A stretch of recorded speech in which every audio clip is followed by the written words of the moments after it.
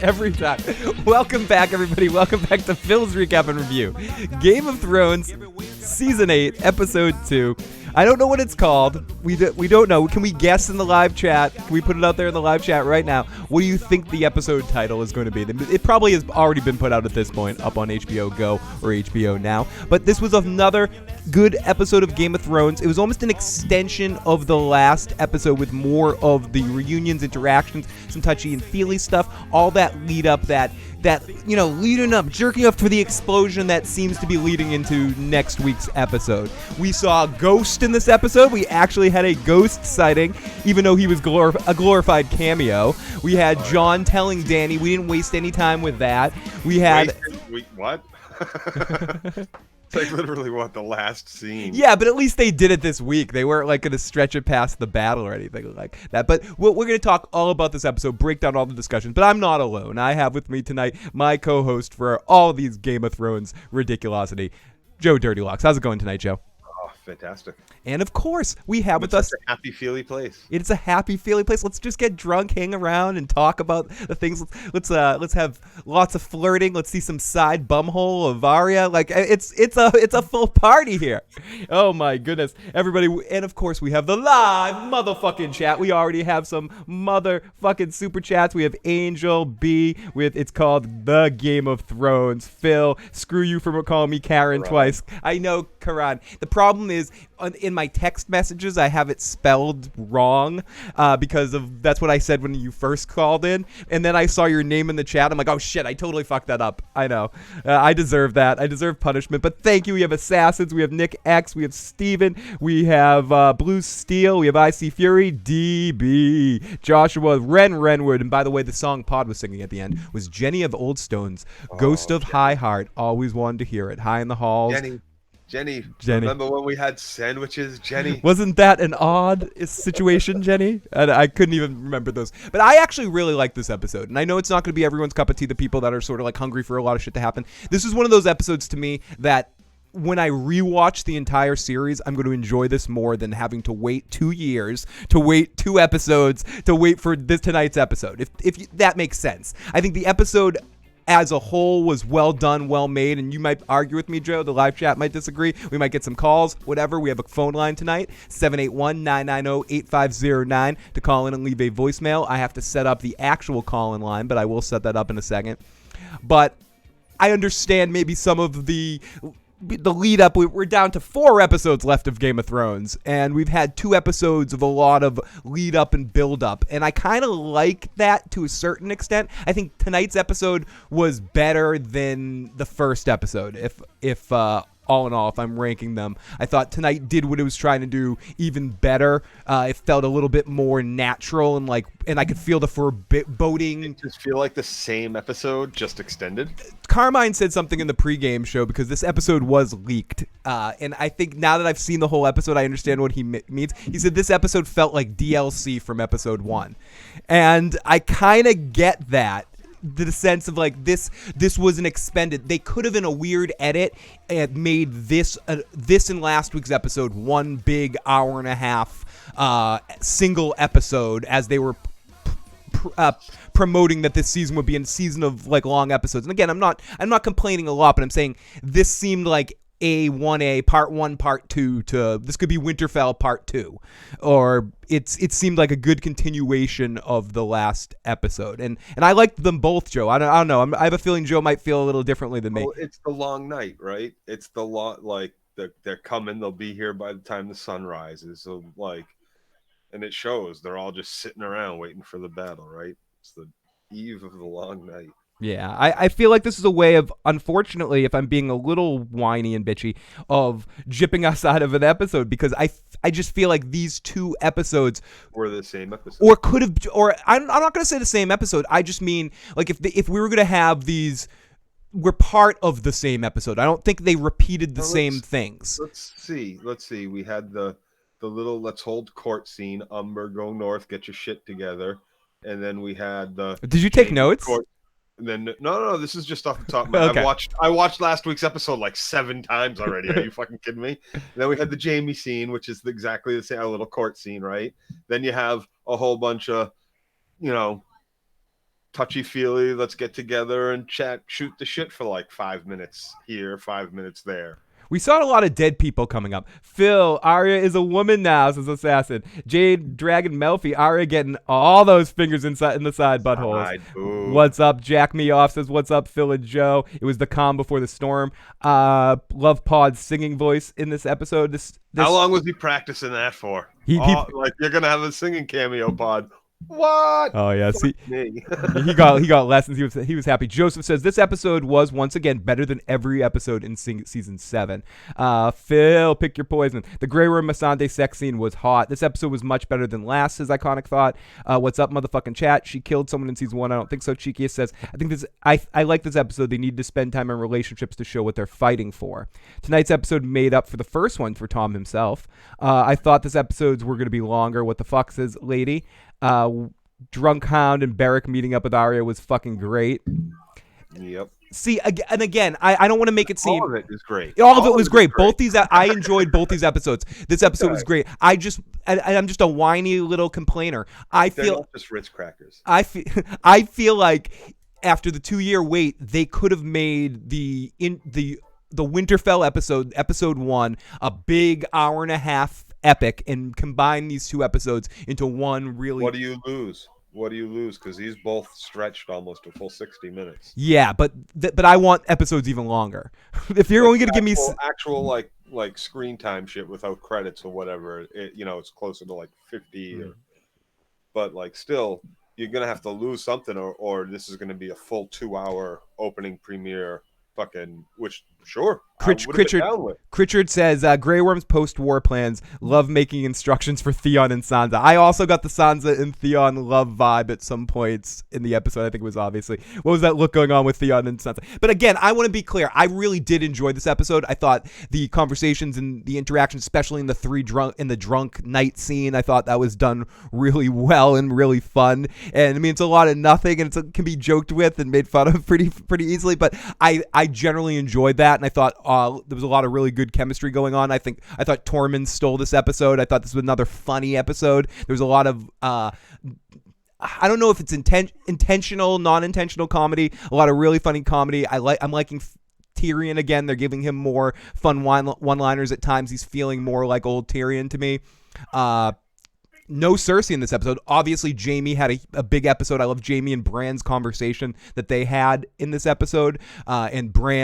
And basically Bran saying what I've been saying for years. I'm not angry at you. You helped me out. It helped both of us out. I became the man I wanted to be. You became the man you wanted to be. And I think all of this again is very necessary stuff. The stuff I not necessarily hated in this episode was the obvious setups for what characters are going to die next episode. Can we just name them right now? Grey Worm's going to die. Jorah's going to die.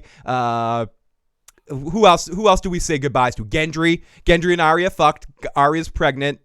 Over. Gendry's gonna die. I think the Hound makes it. But who else of all that big group is gonna die? Maybe Ed. Maybe we also are gonna say goodbye to Ed. We had a little goodbye moment with the 3 of them. I just like it because in season 1, Baratheon says he wants his kids to get together. Yeah, I know. We're gonna get the Stark Baratheon bond, and that's what happened. Yeah, and that's what the story's been told. Skylar says the Arya sex scene was stupid cringe. It felt absolutely forced. Am I wrong? Did you outside of she forced that shit upon him?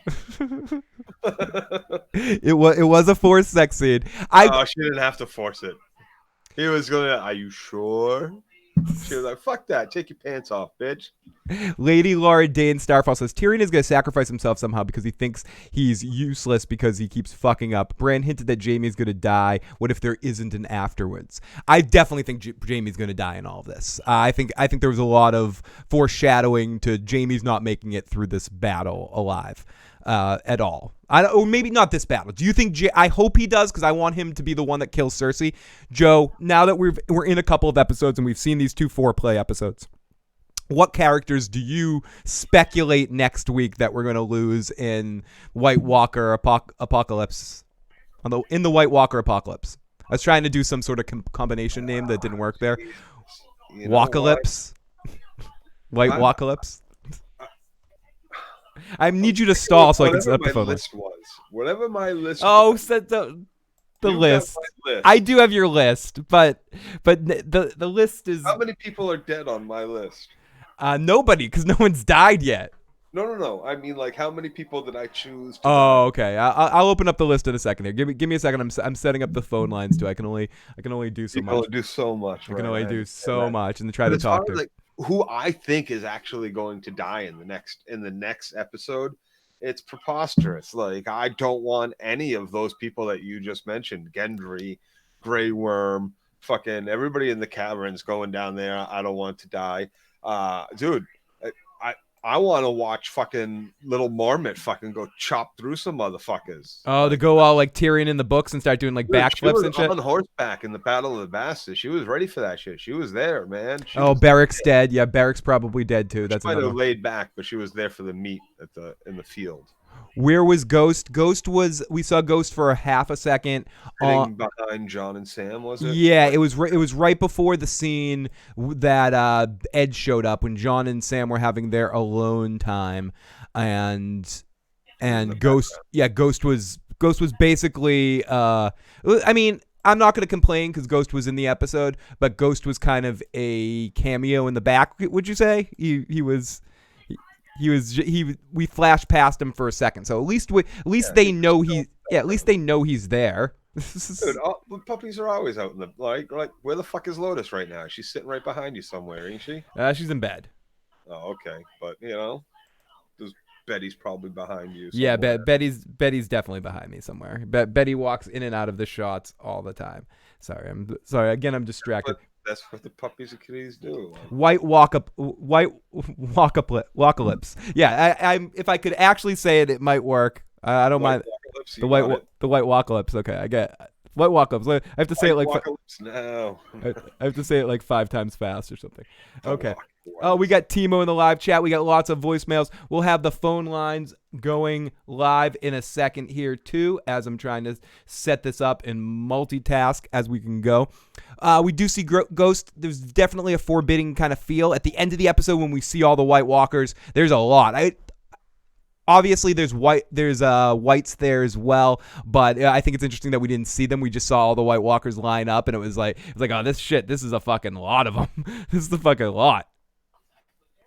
I wasn't impressed. Oh, you weren't impressed with the? I wasn't impressed, man. I'm with fucking Tyrion. I think we're gonna make it. I think we're gonna live. I think we're gonna. Everything's gonna be just fine. Everything's gonna be fine. Everything's coming up fucking roses for our crew. Look at, they're all together. They've all made it this far. They're all fighters. They're all loyal to life or some shit like that. I don't know. Yeah. Loyal to life. What is this? Some weird. Except for the Hound who's gonna throw Beric over the fucking. Yeah. wall. The Hound has a couple of really good one-liners. Miserable old shits. Yeah. White Walkers versus Jason. Bring it on. Oh, Jason's in there. He has a Valyrian steel machete. If he can get a Valyrian steel machete, then I take Jason. Bran will warg into Ghost. That would be awesome. There was all that talk about would Bran warg into a dragon, but I would like to see Bran warg into Ghost. Okay, Critch, Arya's face after Gendry. Okay, now where's Pod? Oh, sorry, I forgot to spin the wheel for a couple of our super chat donations. It landed up on Phil Drink. Arya's side boob was the best aspect of this show, says Grizzled Nuts. Blue Steel says, Revelation, the motive of the Night King is to destroy Bran, so there's not a record of memories. What the fuck is that horse shit? Is that George R. Martin's critique of the media censorship, or why people should read more, or is that something Dan and Dave added? Is that something Dan and Dave added right there? Is that really what the White Walkers... Look at the Citadel writing shit down, right? All the Meisters writing shit down, keeping records.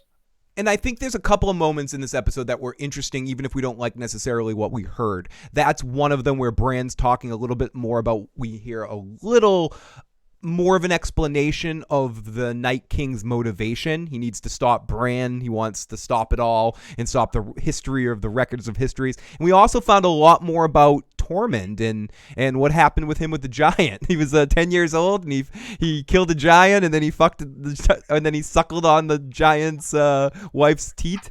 Skylar, again, thank you so much for these super chat donations. You guys don't understand how much they help us and how much they make Big Joe happy over there. Skylar says they saved $1 million not having Lena Headley in this episode, and we get a 2-second ghost cameo to please book readers. It's time to riot. Arya is a woman now. Girl, Arya, you are a woman Arya now. and Brienne became men today. Yeah. Oh yeah, Brienne definitely was feeling awkward, but or not understanding Jaime flirting with her. Jaime's like, I finally broke up with that awful girlfriend. I'm fucking away from her finally. I can finally try to date other women here. And he's like trying to run whatever he considers. Dude, he's being smooth. Look at the competition over there. Dude. Fucking pouring fucking giant milk fucking tit shit all Dude, over. and it's one he totally one-upped Tormund in that moment. Tormund turned to her and is like, "What do you mean women can't be knights?" and yada yada yada. And Bran's like, "Oh, yeah, I'm feeling kind of good about you, Tormund." And Jaime just like whips his dick out and slaps it across Tormund's face and goes, "You know what I'm gonna do now? I'm gonna make her into a fucking knight." Yeah, but he started applauding hard, man. Oh god, he's their biggest fan. They are. I know he is. He's cute as shit. I'm hoping. I'm psyched for Sir Brienne. I was fucking teared up, man. Yeah, I know that was one of the best moments of the episode, and I think in general, those moments with those characters created some of my favorite moments and memorable moments in this episode. And I guess that's what I mean when I say when I rewatch this in a full rewatch, I like it even more, I think, rather than tonight where, again, I've been waiting almost 2 years for 2 episodes to see some craziness. And again, I like what they're doing. I like how they're holding it. I like how they're not just going full throttle the whole time here from the beginning of this season. But I do wish that maybe... No, I guess I like how the threat came in at the end. It's just there could have been even more of a sense of desperation to this episode and less optimism, but I guess that's more to fall. That'll make the fall even better. Pick your poison. # House Tracy. Lots of love to Devin, and thank you so much for checking this out. Pick your poison. Sir Brienne on her high horse triggered. Jaime and Brienne's sex scene is coming, spelled with Cumming. Oh, and by the way, yes, the phone lines are open now, so if anyone wants to call on in, you can call in at 516-387-1510. And again, it's 516-387-1510, or leave a voicemail or text at 781-990-8509. Both those lines are on. Make the lines ring. Andrea, no, you were the best. You were the fucking best. Thank you so much for that super chat donation. Seriously, all of you guys, you don't understand how much that shit means. Catechus says this episode had its feels, everyone chilling, drinking, some fucking, but you know what's next week? Death is coming from you all. This was the calm before the shit storm. So, again, episode 1 was setting the table.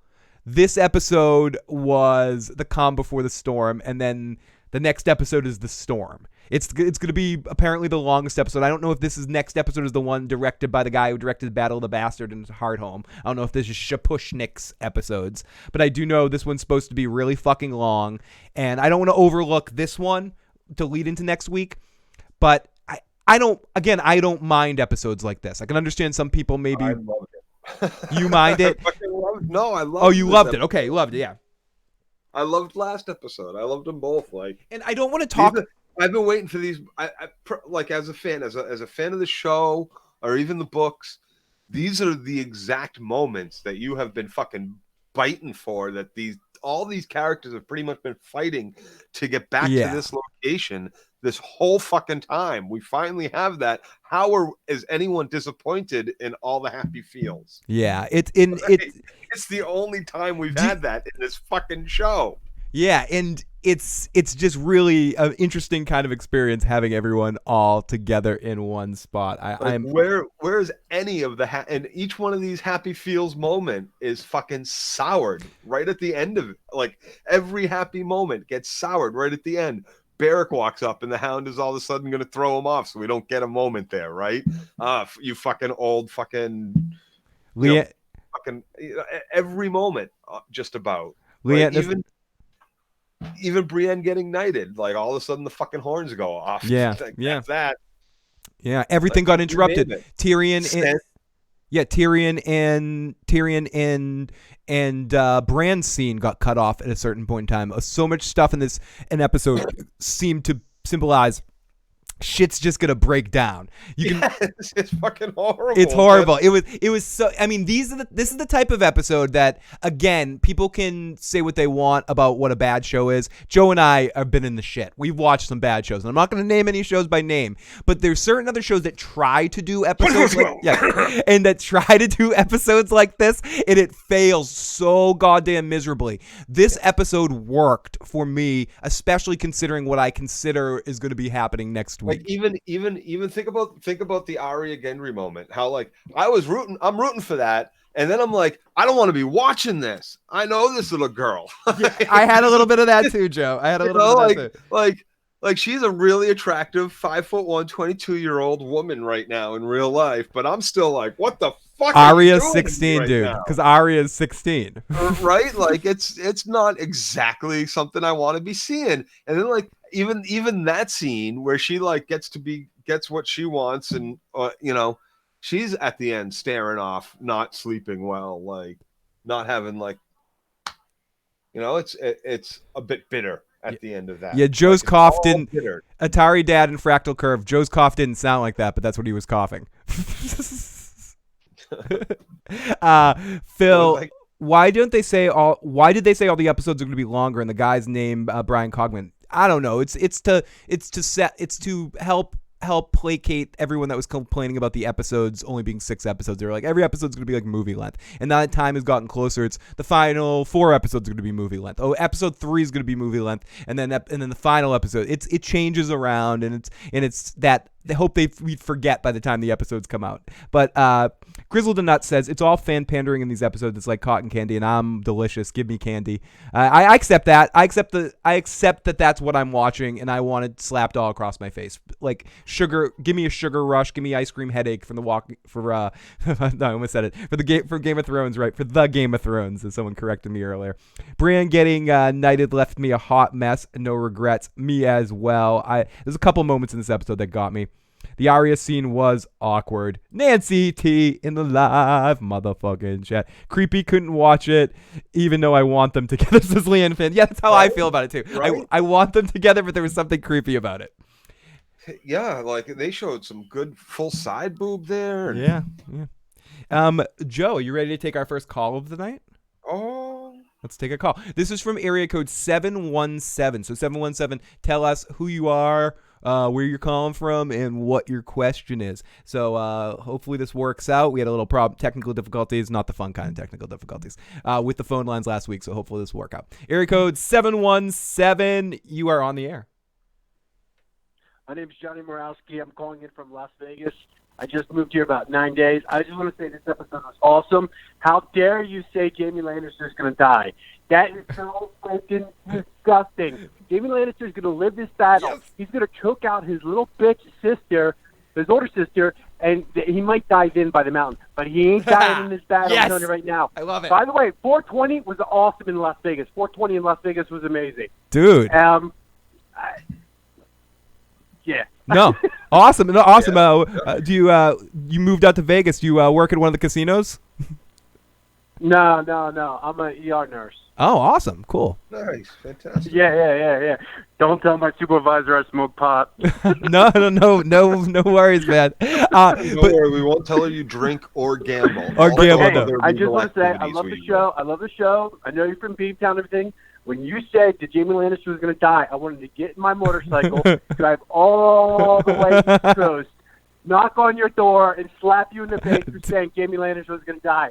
My boy's going to live and choke out his stupid-ass sister like the prophecy says. Yes. And then he can die, but not a second before then. I love it. Valenquire all the way, buddy. Thank you so much for the message, and have a fun time out in Vegas. Enjoy. Hey, have a great night, guys. Good luck. You too, man. Take care. Peace out. Awesome call. Area code 717. 420 in my city. They closed the weed stores. Did you enjoy the 420 holiday, everybody? Yes, we did. We absolutely all enjoyed it. Okay, so let's get into this. We might as well not waste any more time. We got a lot of shit to get through tonight. So, Joe, Here we go. Wait, there it is. It's time for a recap.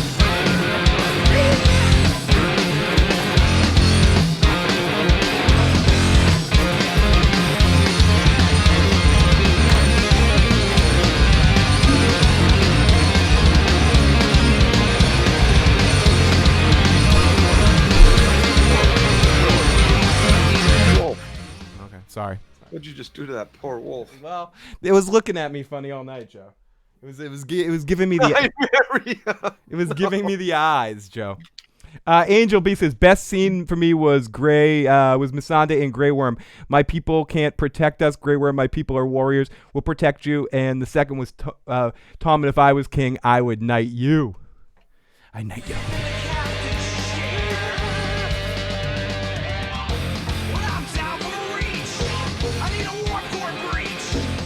Yeah, Ghost is there all the time. We just don't realize it. Best pickup line of the night. She stripped me down and put leeches all over me.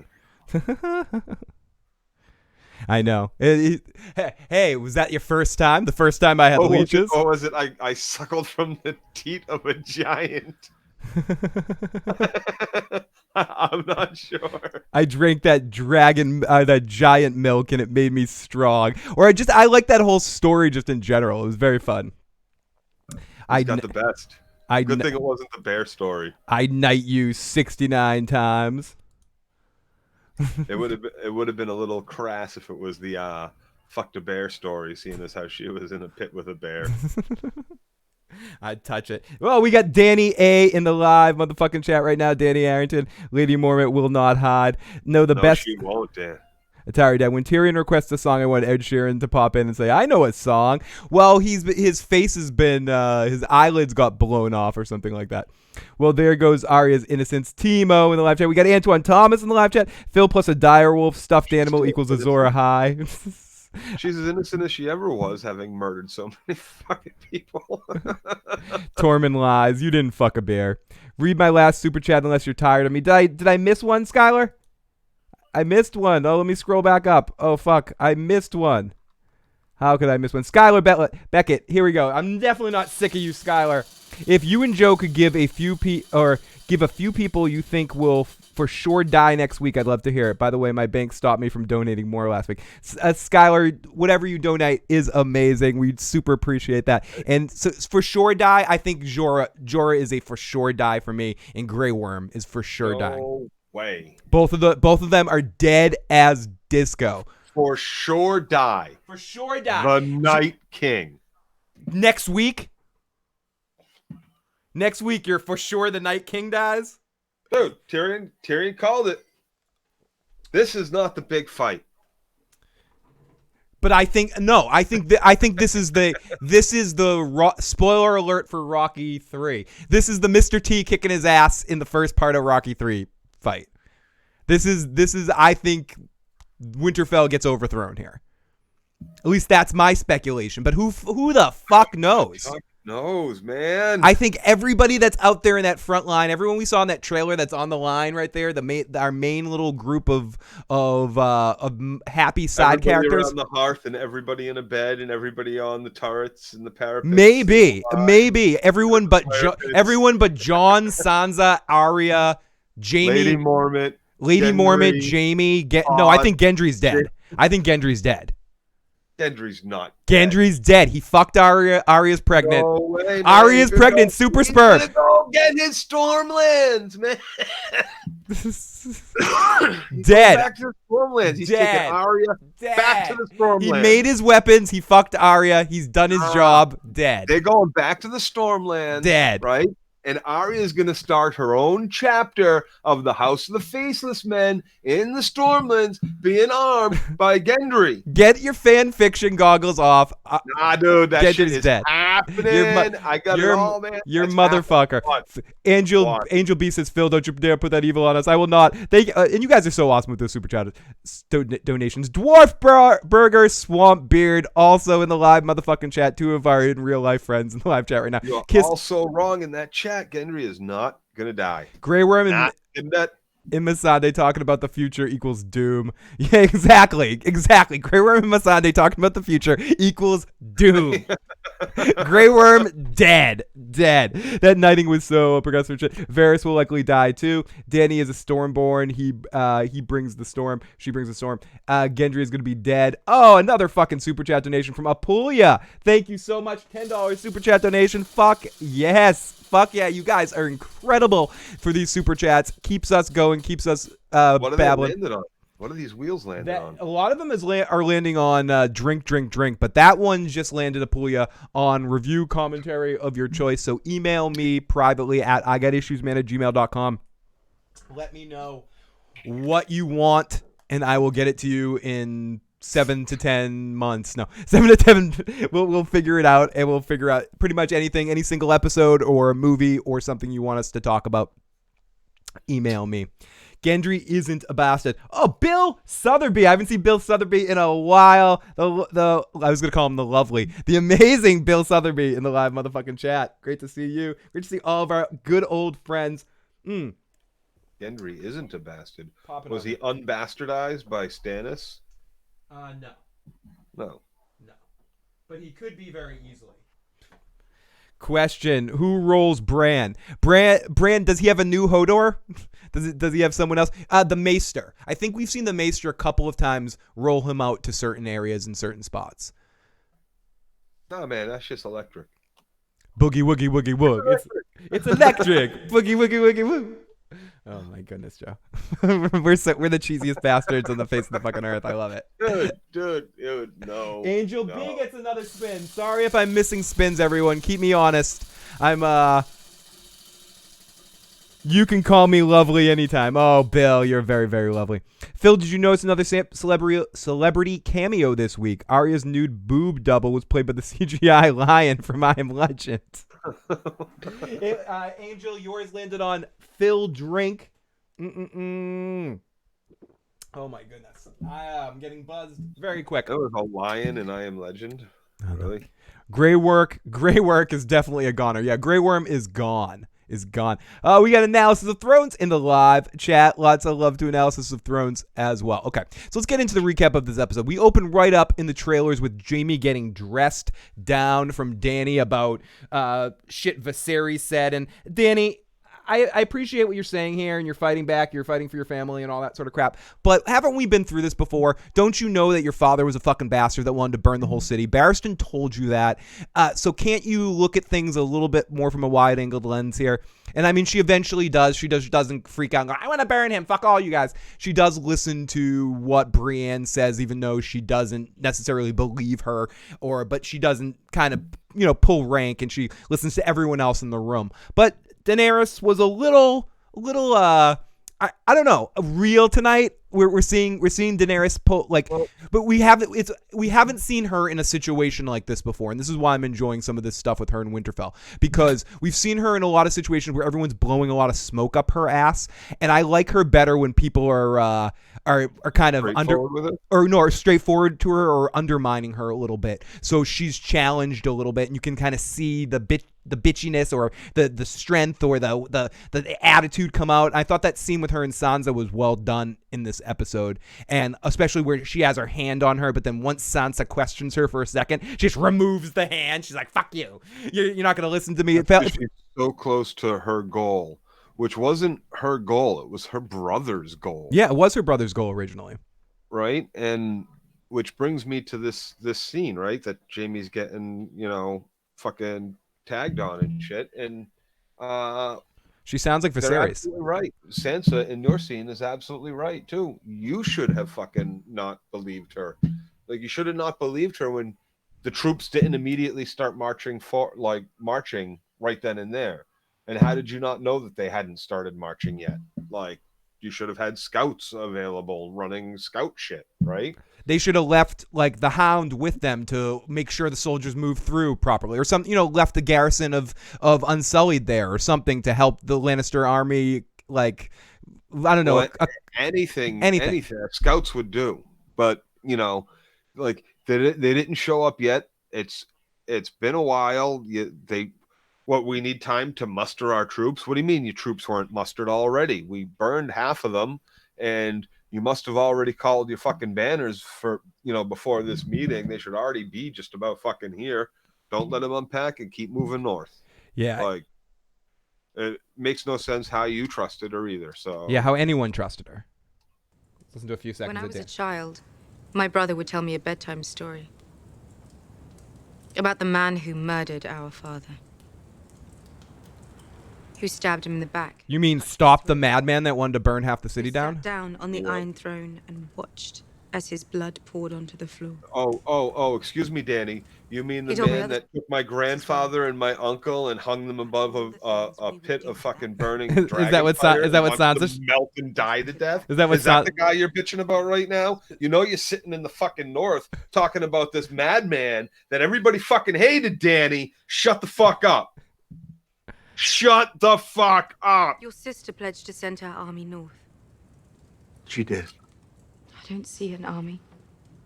I see one man with one hand. Low blow! Low blow! Do you have to go for the one arm comment, Danny? Come on. It appears And I see a girl with 2 dragons that had 3. to lie to me. Right? You gave the goddamn She Night's lied to me King as well. a full-grown dragon. She never had any intention of sending her army north. She has Euron Greyjoy's fleet and 20,000 fresh troops. The Golden Company from Essos, bought and paid for. Even if we defeat the dead, she'll have more than enough to destroy the survivors. We. Analysis. I promise to fight for the living. I intend to keep that promise. Now it's the throne. Sansa stood her ground when she needed to. Sansa's the true hero this town needs. She's the hero this town needs. She's Sansa, Dark Phoenix. Sansa. Not like John who bends the knee to get the wet.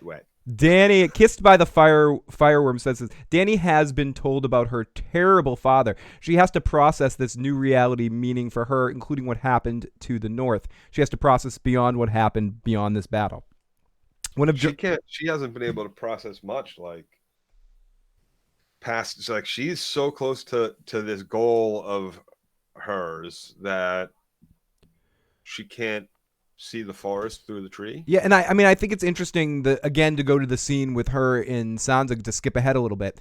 How she's saying about that goal that you're talking about, Joe, that she's so close to that goal, but yet she's stopping to fight. Well, they're all looking towards the future, towards past this battle, and like what does Bill Belichick always say, right?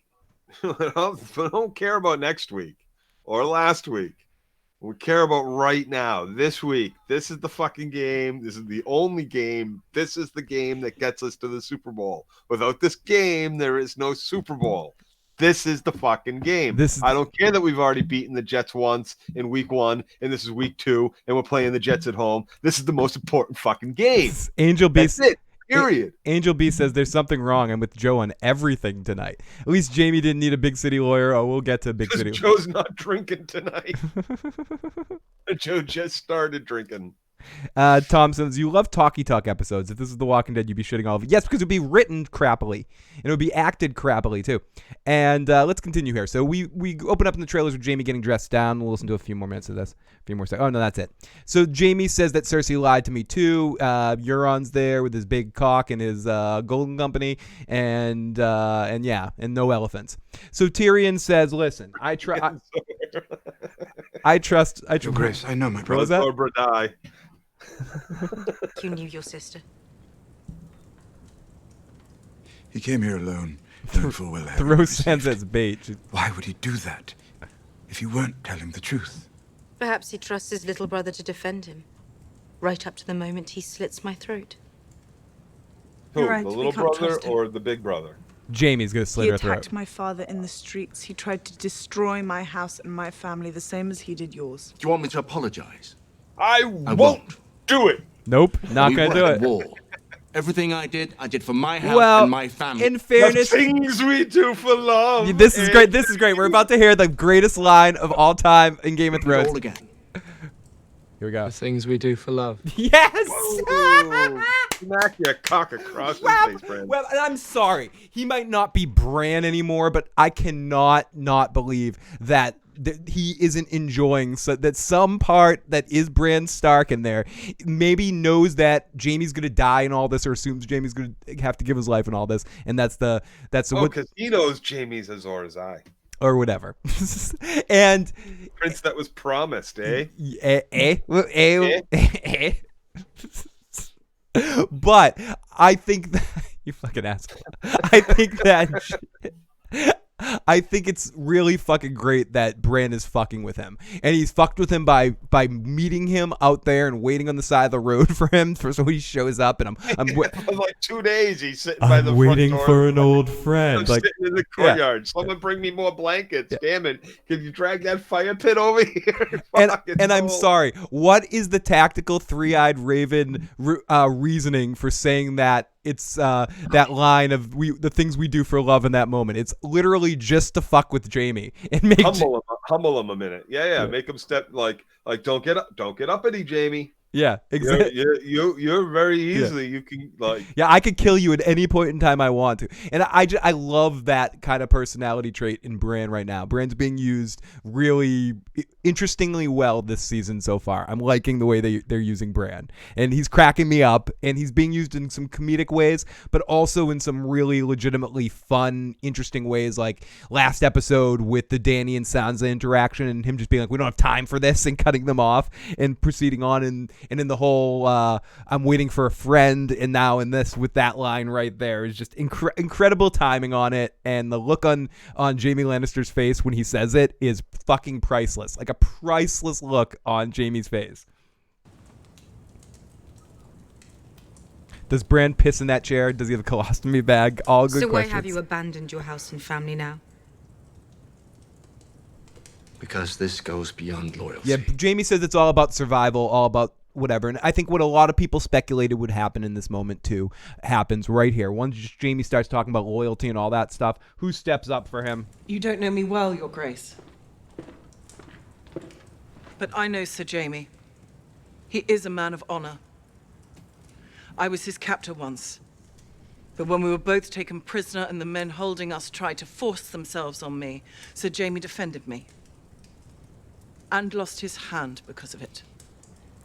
And I have to say, Without him, my lady, I give you her would shit. not be alive. I give her a lot of shit, but Sansa listens here. Sansa has her mindset of like fuck Jaime, but Bran tries to talk to Daenerys here at the beginning. And also Tyrion stood up for him too. Right, exactly. And two people that Sansa really does trust, and to a certain extent, I mean, I think she really does trust Tyrion, and it's proven later when she's talking to Daenerys as well, when she's saying you should trust Tyrion. Tyrion's a good person, and she knows Tyrion is not like the other Lannisters. She said that on many different occasions. And hearing Brienne, two people who she thinks are good people at heart, You with my life.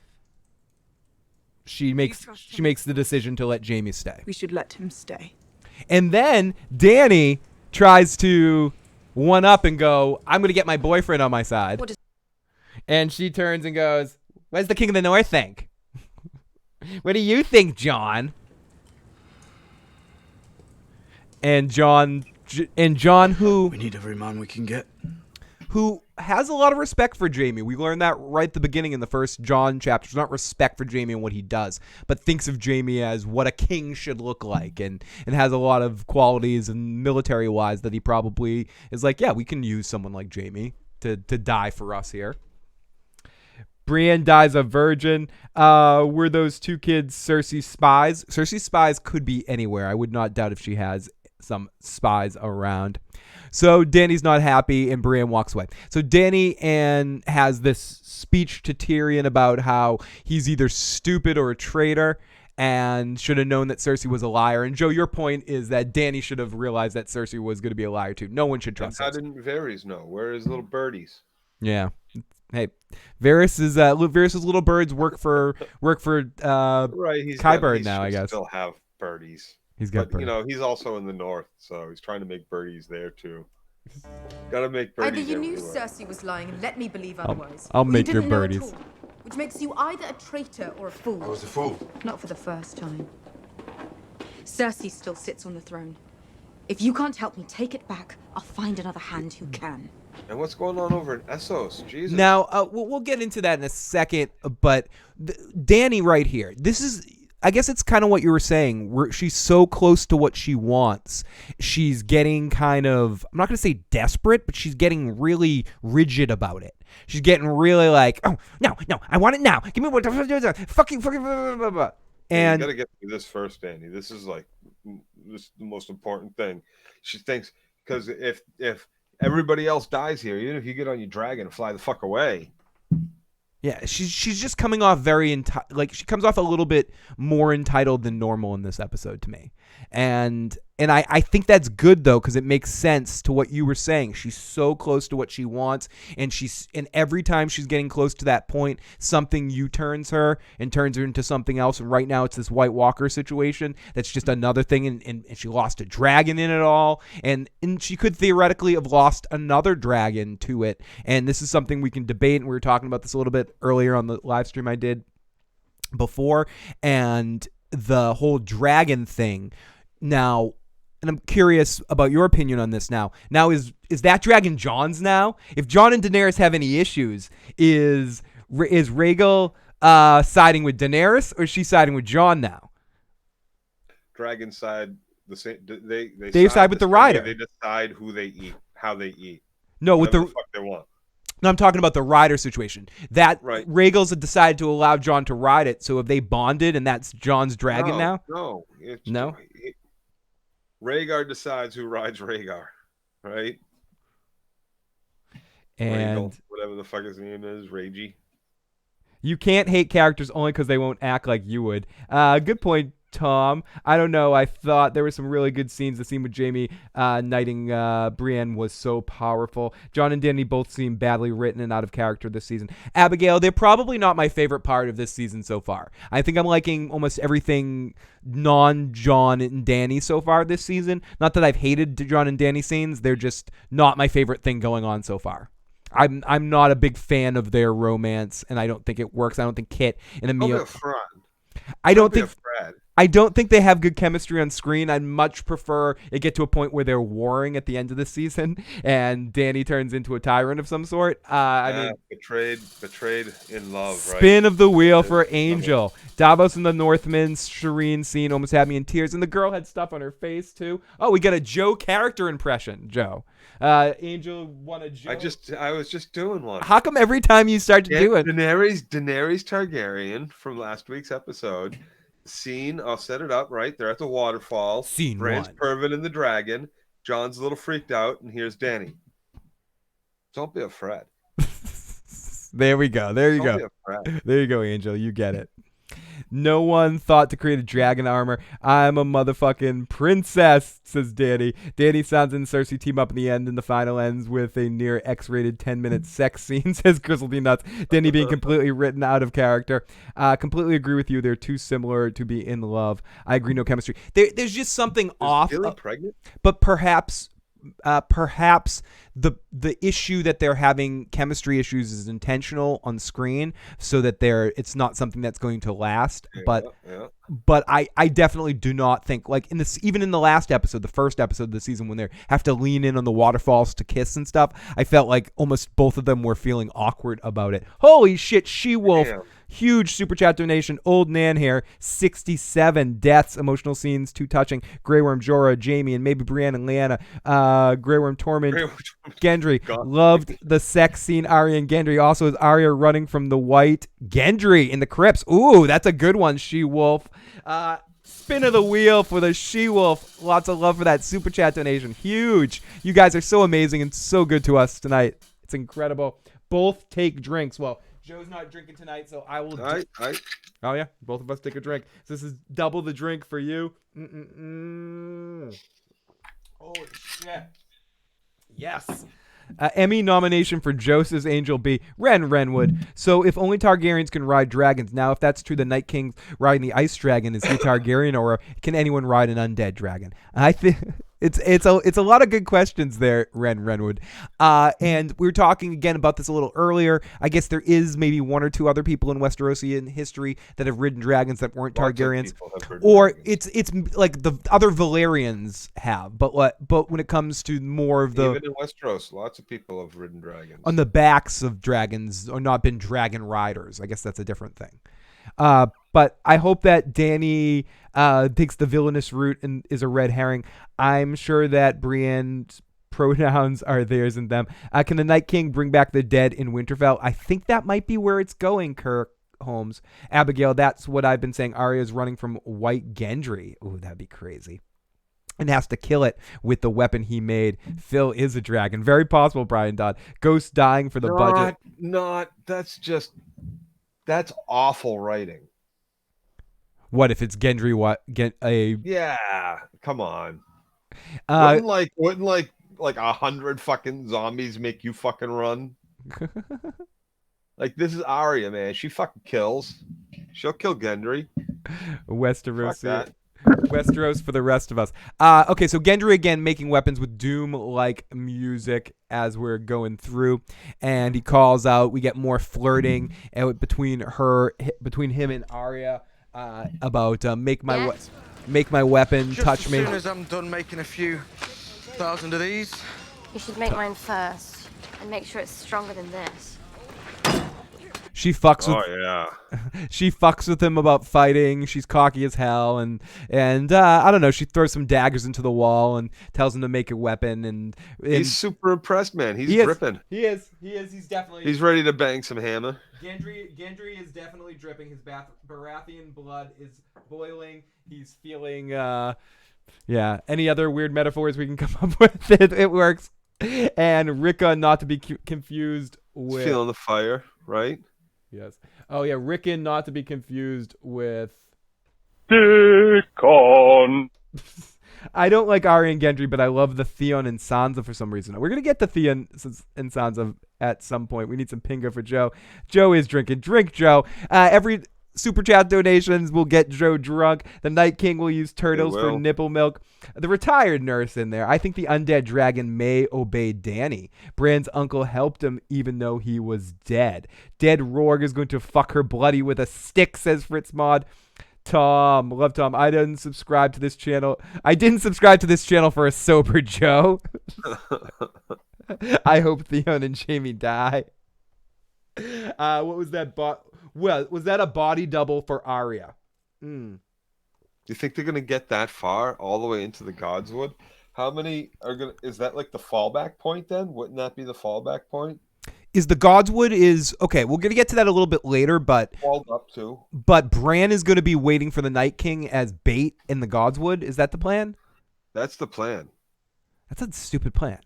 It seems like a stupid plan, especially because the way that Winterfell is set up here, the Godswood is walled up, but also on the edge of the city. In like the books, if I'm not mistaken, it's written into like the middle, and it's huge. It's a big like woods. Gendry is sharpening his antlers, says Angel B. Thank you for another super chat donation. Angel B is amazing to us tonight. We need to. Ty Queen says 6 out of 10.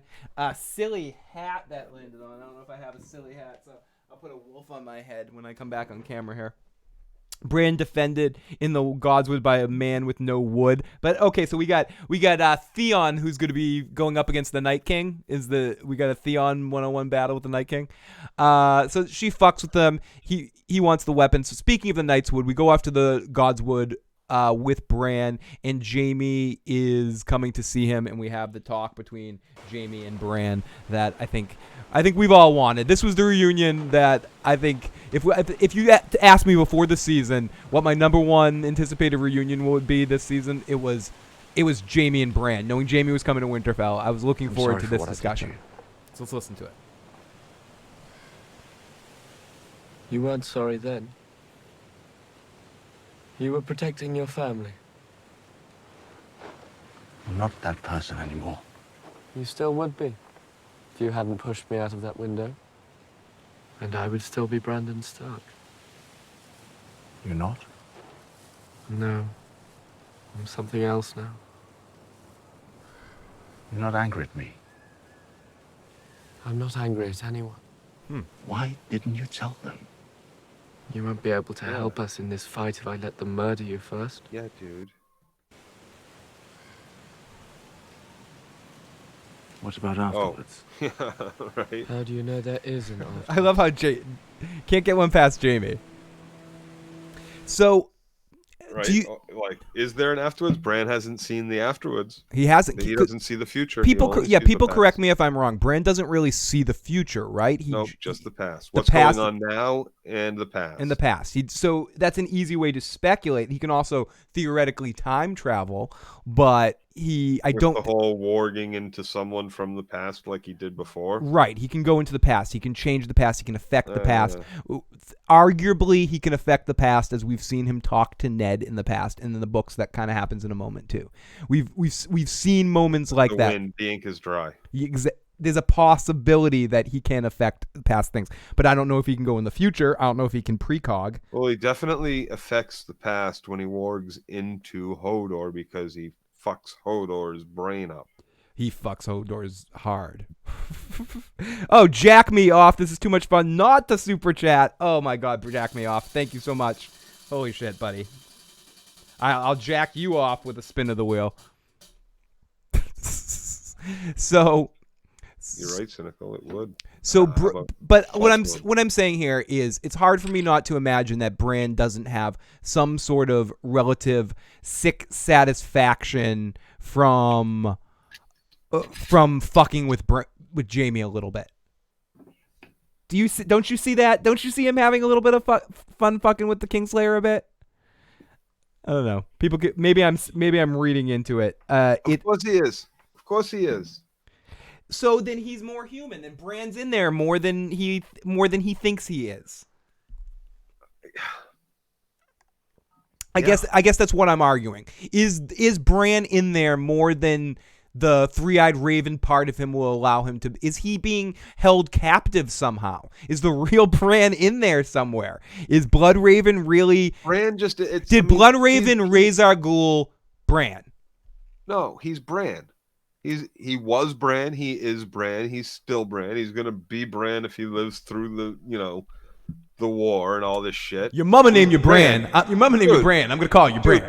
Are you the 7-year-old you were when you fucking were 7, Phil? Hey, Grandster. You're a 40-year-old fucking man. You're not the 7-year-old boy you were when you were 16, right? Or 15 or 14. Were you the 7-year-old boy you were? Well, no. Times two.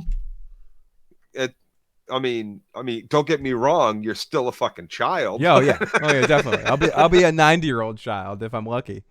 But we all change. So yeah, no. Are you the Bran that I pushed out the window? No. But you're Bran Stark in a wheelchair in front of me, who's got special fucking powers. You want to call yourself the three-eyed crow? You want to call yourself the fucking four-eyed lizard? The one-eyed snake? The fucking your mama named you Bran. Whatever you want, dude. Exactly. Your mama named you Bran. We're gonna call you Bran. Heather Walker says Dany didn't blink an eye about the incest with Jon, but she freaked. Sorry, Bran. You don't get to pick your own nickname.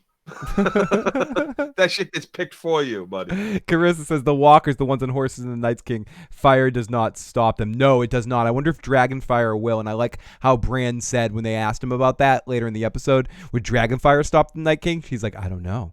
No one's ever tried. See that? No, that solves the mystery right there. Sorry, I'm sorry. No, keep going. I was reading Susie House of Mabon. Podrick has all the gifts. This is what he did for them. It wasn't about how well he used his penis or his mouth or his fingers, or all at once. He sang a song for him, like it was the voice. The song, it was the voice of gold. It was the voice. Like it was the whole Podrick package. Not just his package. His Podrick package. I like that. That song was good. Podrick pack to pick the peckle peckburs. So Bran and Jaime apologizes, blah blah blah. So then we get a Tyrion and Jaime stuff, and I thought we got a lot of good Tyrion and Jaime stuff in this episode. It's good to see the brothers have some real interaction, something we didn't really get to see in the early part of the series. And I think Nikolai and Peter Dinklage have a good chemistry with each other in the same way that Peter and Cersei do, Lena Headley do. And it's good to see the Lannister kids interact in any way. I mean, and I like these two. Let's listen to a few seconds. I like all of these. Yes, here we are. Yeah, me too. Again. Me too. I thought they all were awesome. And the masses rejoice. How do they feel about their new queen? She's your new queen too. they remember what happened the last time Targaryens brought dragons north? They'll come around once they see Daenerys is different. And she is. Different. She is. Are you sure about her? I am. She didn't seem sure about you. It's hard to blame her. So Tyrion and Jaime talk about Dany being different than the Mad King. Jaime gives some advice. Tyrion says he's made some mistakes. Jaime told they talk about Cersei being pregnant and how she really was pregnant. How does Jaime know, Joe? Jaime's a dumbass. Because he just believes Fuck. everything out of Cersei's Shut the line fuck, Jaime. all You are a fucking moron. You all are fucking morons. I'm sorry. Maybe Cersei was supposed to have or she's trying to do the plan where she's going to play that Euron's the father.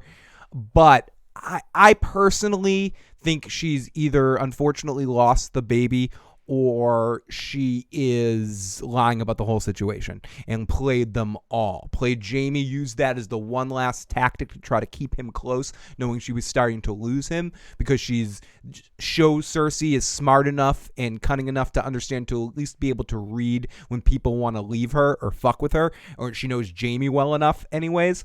And so she knew that something like that might keep him close. And same with Tyrion. She knew pregnancy and her being pregnant and more Lannister kids would keep Tyrion close, so she lied about that.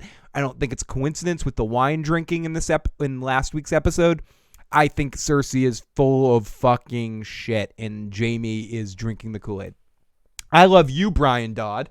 Spin the fucking wheel for Brian Dodd. You guys are amazing. You super motherfucking chatters. I love you guys. It means so much. Phil, drink. Yeah, I'll fucking drink. Yeah, I'll fucking drink. Cersei didn't pee on a stick. She's lying. Yeah, we need the Westerosian pregnancy tests going on here. So Tyrion and Jaime talk. Yada yada yada. Tyrion says we're gonna die at Winterfell. I thought this was a fun moment where they both say how pissed our dad would be if they knew we were going to die at Winterfell. And we get a call back to Tyrion talking about the way he wants to die alone in his bed with a woman's mouth on his cock. And I love how Jaime cuts him off like he's heard this a million times. A million times. Like we all know you want to die. As much as we've changed, brother. We all know you want to fucking die with a mouth around your cock. But Tyrion hasn't. He's like, you can always go back to Horn, right? But no. Tyrion hasn't slept with anyone since he got married. Yeah, not even Shay. He was like, "No, Shay, I'm married now. Sorry." I think he probably banged Shay a couple times. I thought he was like, "No, I'm married. Can't do it." I think it's since he's been imprisoned. I'm pretty sure he was with Shay. It's since the Shay situation. He tried when he was on the road with Varys. He was in a whorehouse and he talked to a whore. Didn't have any gold to pay her, and then Jorah stole him. I'm pretty sure, once he gets married, he stops sleeping with Shay and then sends Shay away. Is he on the boat? And Bronn ashores. And then an episode or two later, she shows back up. Yeah, I think you may be correct, Joe. He hasn't dipped his wick. His quill hasn't entered the inkwell. He hasn't fucking. Is Tyrion's? He hasn't. I don't know. Is it a medical thing that's going on with Tyrion? You think? No, man. He's married and he's waiting for his wife to. Give up. You and Tyrion. I will wait for you, Sansa. Maybe if Sansa and Theon actually become a thing, Tyrion can just be the stunt cock. No. Why would they become a thing? Stunt cock. I don't know. There was some weirdness going on. We're gonna get to that. They're like Joe. Brother and sister. I don't know. There was some hinky eyeballing going on in this episode. Nah, dude. The show creators were telling me that there was some hinkiness going on. I'm sorry. It was there. It was there. Dude. It was there. I saw it with my own eyes. Sansa and Tyrion. It's love at first. Nothing. At first. At first, shut up. At first, shut up. Paul Q, Joseph, Fritzman, you guys in the live chat are awesome. Okay, let's take because it's said at some point to Sansa, it's said, if you're lucky, you'll grow to love the person or you'll grow to love Joffrey or Carissa's, whoever it is you love. You're lucky that you.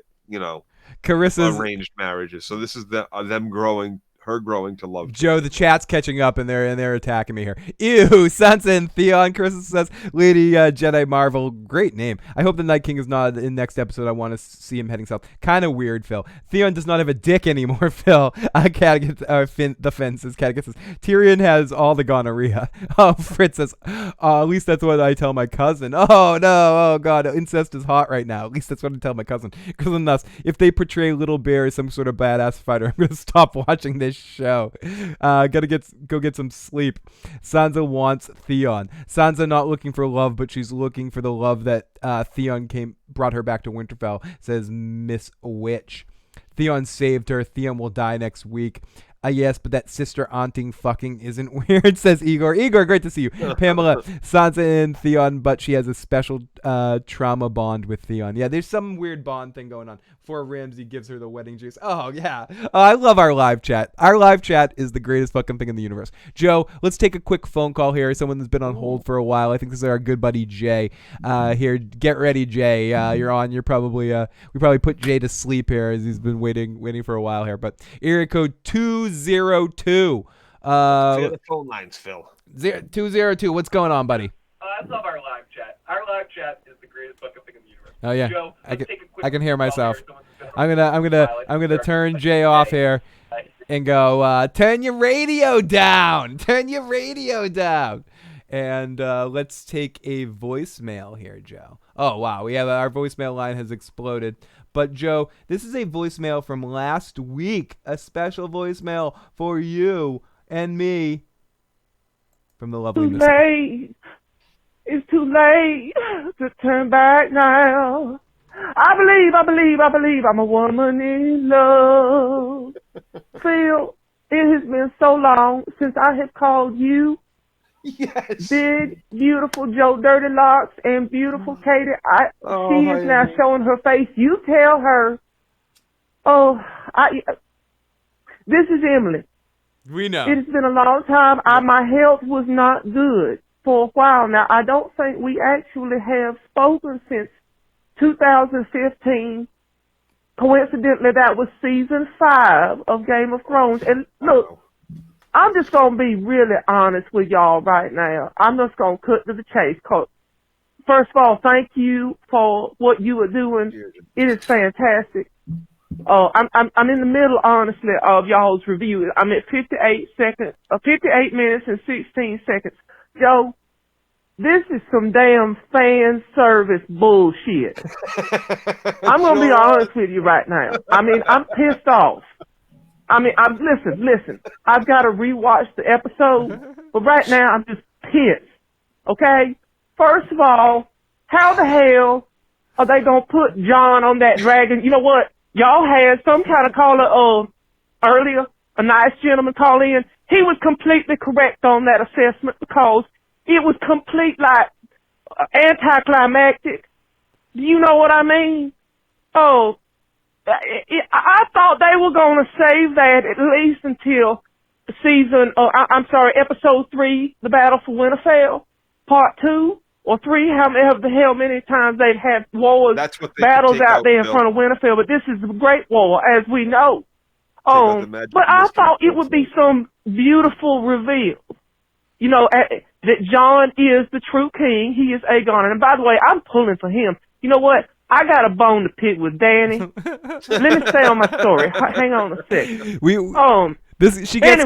She gets cut off in it's just like, it was a second part of this message. Anticlimactic. I think y'all put it best earlier when you said it was like a Atreyu, you know, in the never-ending story. I love that theme song, by the way, though.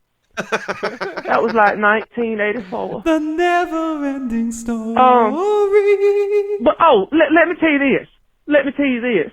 To hell with Arya. All right, let me tell you, some other caller had a good point about fuck the stars. I love Jon, but Bran, I agree, he's been creeping me the hell out ever since the middle of season 6 when he became the three-eyed raven. And then Maisie Williams and whoever the hell the girl is. Okay, Emily's call got cut off. We're gonna tease that we're gonna play the second half of Emily's call later. a little bit later of Emily's call. Emily is one of our favorite old callers. She's been with us forever, and as people in the live chat are saying, we missed Emily. So happy to have Emily back. And we're glad your health is doing better and that you're able to call us, and hopefully you'll be joining us all season long because the shows are always better with a little bit of Emily love. And we'll also get to the calls again as soon as we get through the recap. We'll clear the decks of the calls. And also, everybody, there'll be a feedback show this week. I'll be joined by Kyle, Azora Hype, on Wednesday or Thursday. So make sure you leave your voicemails and texts in all week long. Okay, so let's continue here with this shit. Bran is just going to push the space. Thank you, everyone, for checking out us in the live chat. You guys have been amazing tonight, and we're still going. We're not even close to being done here. We got a long way to go. So Tyrion, they're going to die at Winterfell with the mouth around their cock. We see Pod, and Pod's getting good.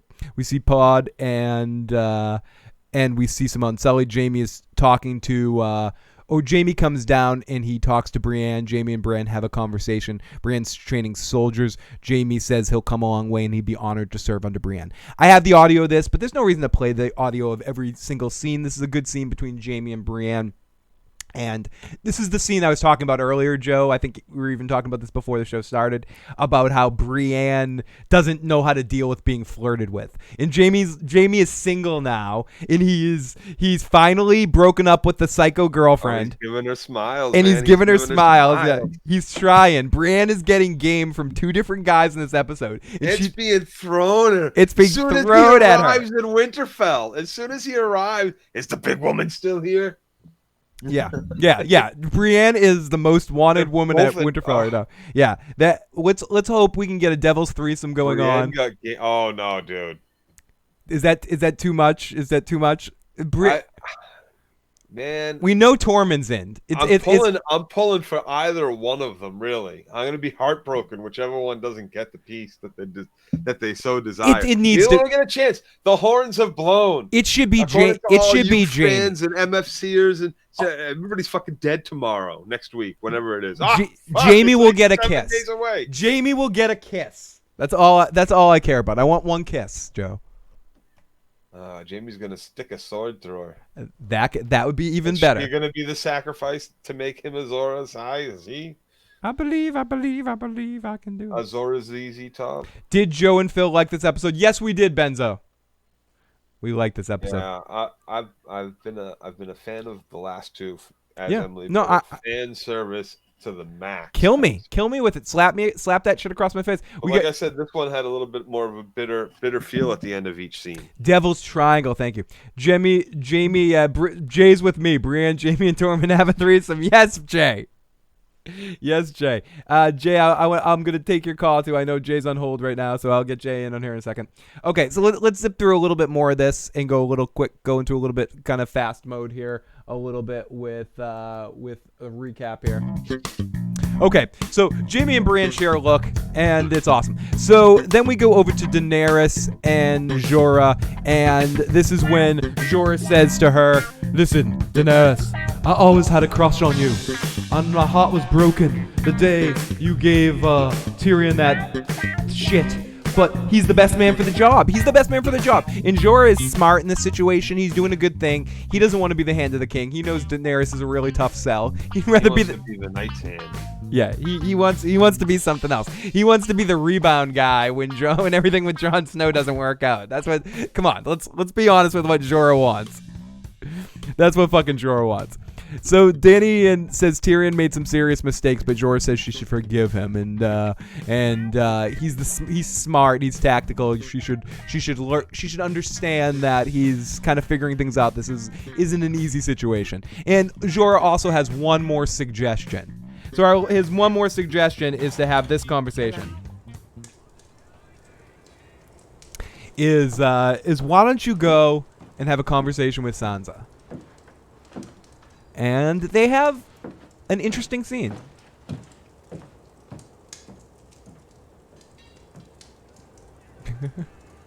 I thought you and I were on the verge of agreement before. About Sir Jaime. Brienne has been loyal to me, always. I trust her more than anyone. I wish I could have that kind of faith in my advisors. Tyrion is a good man. He was never anything but decent towards me. I didn't ask him to be my hand simply because he was good. I asked him to be my hand because he was good and intelligent and ruthless when he had to be. He never should have trusted Cersei. You never should have either. True. Yeah. Honestly, I hate it. Timo can fucking kill me tonight. I thought Sansa was right a lot tonight. I thought Sansa had a good episode. In the way of She's been right in most of her decisions. Let's be honest. She's been right in most. Like I've said, the only problem I had, and it's not even that big, was the whole holding out on the Baelish and the army coming up from that was hiding out at Deepwood Motte to save everybody's life. And disagreeing with Jon in public. I think argue with Jon, give him your shit behind closed doors. How come everybody? But have an organized. Everybody else is allowed to do that when they're sitting up there at the table, and everybody else is allowed to get up in the gallery. Lady fucking Marmot gets up and yells and screams, "What the fuck are you now?" Because she's not in your family. Because in your family you should show a united front. No, you still voice your opinion, right? Why not? Don Corleone. I go, what would Don Corleone do? And Don Corleone says, "Slap your face, Santino. Do not let family business out in public." That is the public airing. That's the time to make it known. Like, at least everybody hears what's being said. Everybody knows where you stood, where everybody stood. I thought there's nothing wrong with that. She's doing what a lady of a house would have done is supposed to do. Holy shit. Carissa says first time here and now I will be here forever. Carissa, amazing. And we thank all the new folks that have been popping on in, whether it's folks that have been coming in through many of the folks that that share us out, or just people that are popping on in for Game of Thrones season. We're so lucky to have some new faces in. And if you haven't already and you're enjoying what we do, please hit the like button or the subscribe button. We talk about a lot of different shows here, and it would be great to see all of you faces here even after this Game of Thrones season. So thank you so much for all of you guys checking this silliness out. What you got to remember too is Sansa's not just talking for the family as the Lady of Winterfell. She's talking for Winterfell, for the 20,000 soldiers that Winterfell can muster, for all the people that live in the north. Like, that's what she's her voice is supposed to be as the Lady of Winterfell. The Iron Throne. All I'm saying is a couple of times last season. No, and I agree with you, Joe. I just think all I'm saying is a couple of times last season. I think they're handling it a lot better in this season with her. And in times that she's disagreeing with Jon or having any problems, she's handling it privately. But in public, she's handling more of a united front. I just think that when you're in those public settings and in those meetings where people are questioning you, all the Starks should be on one side, at least agreeing in that moment to talk on one side and then debate shit in private council. And it just allows you to be a little bit more stronger, not a little more stronger, a little stronger in those moments, in my opinion. Destroyed my family and almost destroyed yours. My war was against them. It got Don Corleone shot because fucking Salazzo thought that Santino would be open to the drug situation, whatever. Well, yeah, the difference is too is it wasn't fuck boy there, wasn't he actually, didn't he actually like work and make a deal against the family? No. He just set it up. No, he did not set it up. No, he did not set up. All he did was say one thing. In that meeting to disclose that he was open to it. And when Don Corleone, he didn't set up that meeting? No, he didn't set up the meeting. Actually, Tom Hagen set up that meeting. But whatever, let's not talk about the Godfather. About it beforehand. Let's not. Okay. And he was all about it. Joe, and he threw his support behind it in the meeting. Let's stop right now because we've been requested. There was more to it than that. There's been a request for that, so let's hold off on that. And you from IC Fury, we owe IC Fury a Godfather review. So sorry everybody for that slight Godfather aside. Back to Game of Thrones. So. That happens a lot. Yeah, sorry guys. Sorry for the new people. We have trouble staying on one subject here. So Dany tries to win over Sansa, and we continue with this discussion. And she does almost. Dany actually does kind of win over Sansa for a moment here. Man in my life, I can say that about. Who was the first? Again, Sansa's thinking about the North. Craft Mama in the live chat. We got oh god, we had so many awesome people in the live chat tonight, Joe. The Turk was feeling him out. Thank you, Christopher. And what happens afterwards? We defeat the dead. We destroy Cersei. What happens then? Oh, I take the Iron Throne. And they're holding hands at this point. What about the North? It's so sweet. Oh, It was taken the from music us. kicks in. We took it They back. joke and we about said we'd never Drogo bow and about to Jon anyone being else short. again. What about the North? What about it? All right, excuse us. Apologies, my lady. Yeah, and then it breaks up again, like everything in this episode. Dany says after the war she will. Okay, so Theon shows up and he hugs it out with Sansa, and Daenerys looks at the kind of love that Theon gives Sansa, and she's like, "Why?" She's like, "Why don't people love me like that? Why don't people show me love like that?" And she would fucking, you know what I mean? Jorah would totally hug you out like that if he thought you were, at all open to it. Yeah. Or if Dario came back, Dario would greet you like that. Come on, Daenerys. Don't get. I don't know if anyone else read into that or saw that, but it seemed to me like Daenerys was giving off a little bit of a jealous vibe that Theon was showing so much emotional connection to Sansa in that moment. I don't know. There was something going on. Daenerys gave a stink eye look, had a bad lunch face for a moment. I thought I'm getting drunk, Joe. I don't know. I thought Sansa's reaction was a little overt, a little bit too much. That's why I'm saying there was a little bit of a push for them to have some sort of deeper connection on some level. I felt like, I don't know if you felt that as well. Like you didn't feel a romancy kind of thing that they were trying to push there. No. Okay, maybe it was me. Hey Theodore, great to see you.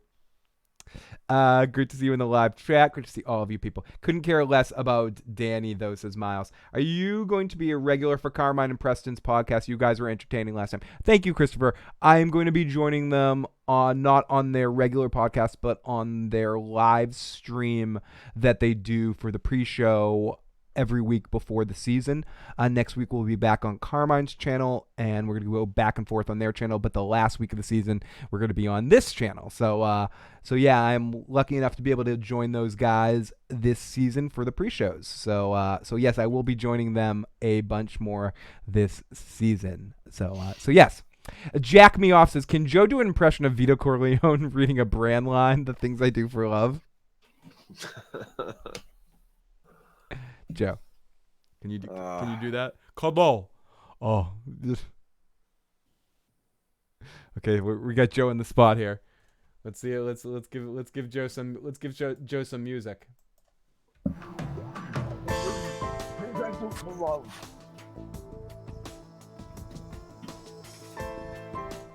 don't know. That was it. That's good. No, that's pretty good. That's pretty good. I like it. You guys should invite live guests to your house. Sometimes we have some live guests in the house. I know a friend of mine wants to join us for a live show, so we might be joined by a live guest. We have kind of this, I have a friend that plays keyboards that wants to just sit in the back of one of our live streams and randomly play keyboards. So that might be happening before the season ends. I want the Golden Company to see what's coming, and we might do a live song on the season finale. That might happen. It might happen. We don't know. That's Thrones. So the music download. Jorah kills the Night's King. Maybe. Shitty love song. Great name, shitty love song. Well done. Well done, says Jack Me Off. Biggest change between episodes 1 and 2 is someone took the stick out of Sansa's ass, says Jennifer Brooks. I tend to agree with you. Someone took a stick out of Sansa's ass in this episode. So, Joe, let's try again. Let's give Jay another chance. Here you go, Jay. What's going on, buddy? Hello? Hey, how's it going? Hey, what's up? Hey, what's up? I had a few thoughts. Well, one, I think Jorah's gonna live just because Sam made a point of giving him that damn Valyrian steel thing. I don't think Jorah lived through all that other bullshit just to die in the battle. Second, I think Gendry's gonna live because her and Arya are going to be married to live in the storm. Baratheon couple that they were always meant to be, and go have like a little kid or something, and go raise it to be like a badass fighter / blacksmith or something. And third, hey, I had a suggestion for one of these other recaps, or like the last one maybe. Why don't you do it as an FOP stream? Maybe, Jay. Maybe. I will definitely do one again sooner rather than later. And thank you for the call, Jay. But yeah, I definitely want to do one at the end of the season. And the FOP stream is where we'll have some of the live chatters call on in and do a full silly stream with everybody. That would be a lot of fun. And my voice just sounded like Harvey Firestein for a second. It's like, oh, everybody. Or fucking Detroit. Here we go. Let's take another call from Detroit. So we got a lot of voicemails kicking in here. We're gonna and a lot of texts as well. And if we don't get to all your voicemails and texts tonight, we will play them on the feedback show later this week. But we will try to play some of that stuff before we end the show tonight. That awesome, cool. Here we go. So I'm like, I don't even remember what I said. I don't even remember what I said. That would be awesome. And talking about the rain and the snow, there's nowhere to go if you feel part of you's dying. Arya and Gendry have no chemistry. They just banged, said Atari Dad. And what's an FOP?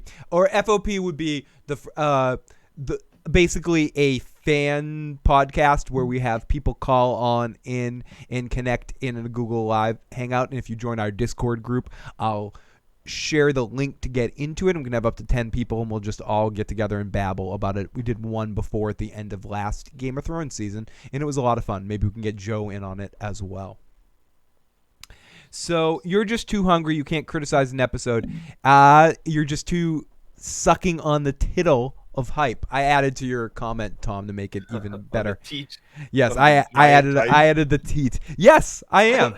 I'm happily sucking on the teat of hype for this final season of Game of Thrones. I don't give a fuck. Yeah, okay. Splash that giant boob milk all over my face and make me strong, Tom.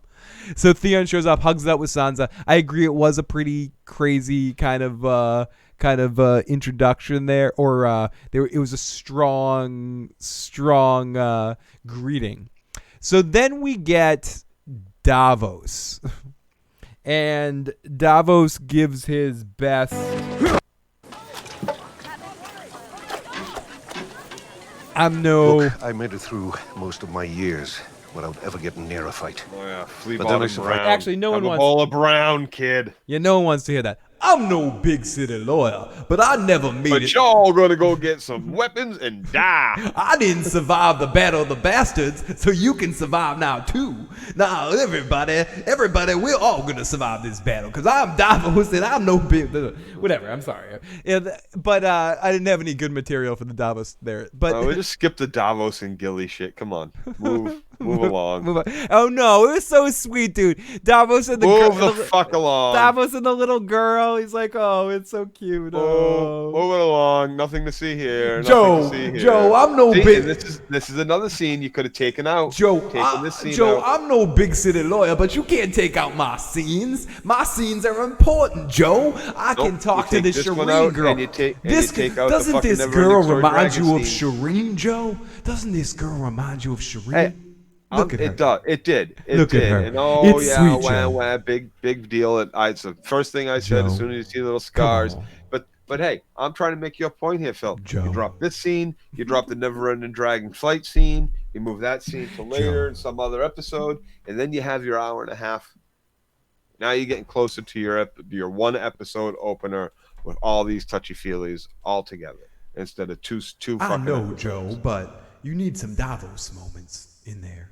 Okay. You have Davos moments. You had the I'm not as old as this dude trying to set up big city lawyer, these two together over there. There he's still, but come on. I know my voice is silly and ridiculous, but he so does the big city lawyer thing. You could have thrown Davos into the big city lawyer trial for Jaime somehow. It's true.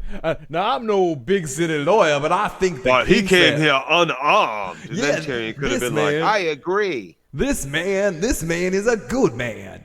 But he saw the Shireen-like girl, and it was so sweet and so awesome. Okay, so then we get the horn and some people here, and it's Ed and the crew from the Night's Watch, and Tormund tackles Jon, and we have some reunions, and it's... Is the big woman still here?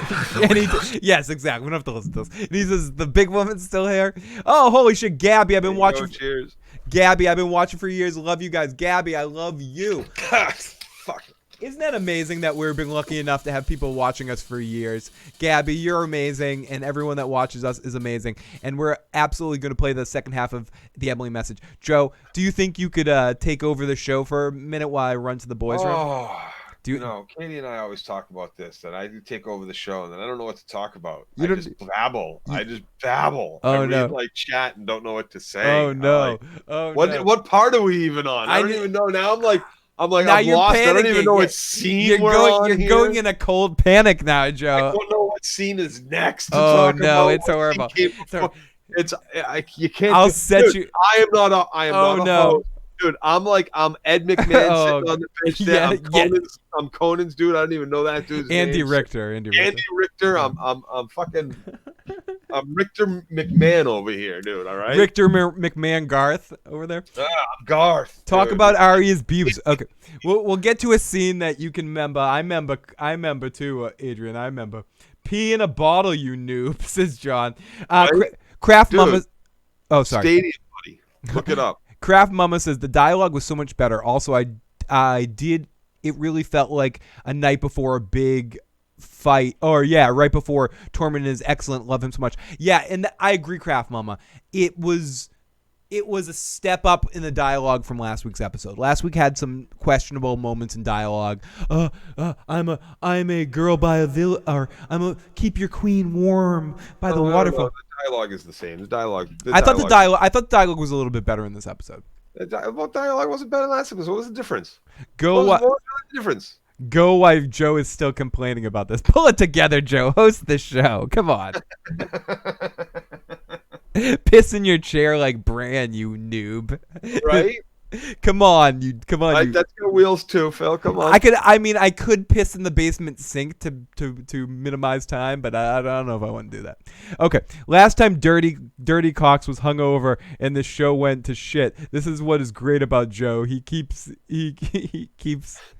from pissing during this show. At least doesn't have to piss during the show, Phil. You fucking noob. Okay, yeah, Joe, take over. Chatting with Joe. Let's do this. Okay. I'm gonna set up Joe in a second here, and then I'm gonna run. So they talk about the last hearth and is the big woman here. So then we get the war console. Oh, I could play the sound cue, Joe. I could play the Tyrion Steel. I have 3 minutes here while this plays. What is it? But there are too many of them. Too many of who? Far too many. Far too many of what? Sauron's forces. No, the Night King and the undead. This is where they're at the war council making their plans. So let's listen to a little bit of this. Oh, is this everybody? Our enemy doesn't tire. Doesn't stop. I'm with you, Pamela. I agree. So this is halfway through the episode. I was like, no, it's over? This is like Sean's giving a speech. You can't beat them in a straight fight. So what can we do? Hey, the look, Night King we made can, them all. we They can, follow his we can command. pretend we know where they're all going to attack from, If he and we'll set falls, the map up so they're all coming at this one side of the to him may be our best chance. castle If that's instead true, of coming he'll over never- the Godswoods wall. 3 minutes, you be copyright for sure. Phil, just be like Larry King and wear a diaper. Dialogue was better this episode. Only complaints were no Ghost. Ghost was in it for a second, Guinevere. Watch back, you'll see that. Yeah, we get a ghost. We got Timo in the live motherfucking chat. Timo, hey Phil, guys. Seeing Arya have sex felt like I was watching kiddie porn. We watched her grow up, for Christ's sake. Slap my ass off. Dolores Ad's reunion with Jon and Sam was moving. He'll die next week. I'm with you, Dornish Dan. Arya's staff fits a bronze crossbow. Arya's side boob. Ooh, it was such a creepy feeling at that war console. Put Bran with the dragon, or put a dragon with Bran, for Christ's sake. Knows himself. Yes, he will. He'll come for me. Here it is. This is important. He's tried before, many times with many three-eyed ravens. Many many three-eyed ravens. ravens. Yeah, I want to examine that for a second. So we know that Brandon Rivers was a three-eyed raven, and the one that we've known now, Blood Raven. So he are came we, for me and many times before with the other three-eyed ravens. So not like he's come for me many times, but Right. he's come all the so three-eyed it's and again, I'm going to talk about this and yes, this is my Star Trek reference of the episode, but whatever. I'm going to talk about it like a Dax symbiote. So there's the three-eyed raven, which is like a Dax symbiote. If anyone's ever watched Deep Space Nine, and can infect or combine with many different hosts along the way. The two that we know about, anyways, is Brandon Rivers and now Brandon Stark. And apparently, from what I take from this moment or from that line, is that it's not just the two of them. That the three-eyed raven has been other people as well, depending on how long we accept that before. Well, when one dies, another one is born. Like another one is born just before. Like what is it? Like Dalai Lama. There's a little the three-eyed. There's always one. I think you're thinking of the Golden Child. I got the knife. Sorry. There you go. It's the Golden Child. So one is born right before one dies. You know, to pass on the three-eyed torch. Lots of love to team up. Who the fuck knows? Who cares, really? Like, honestly, let's just get on with the fucking war. Action. Give me some action. So, give me some goddamn killing so this and chopping. This is where Bran sets up this exciting plan. What does he want? An endless night.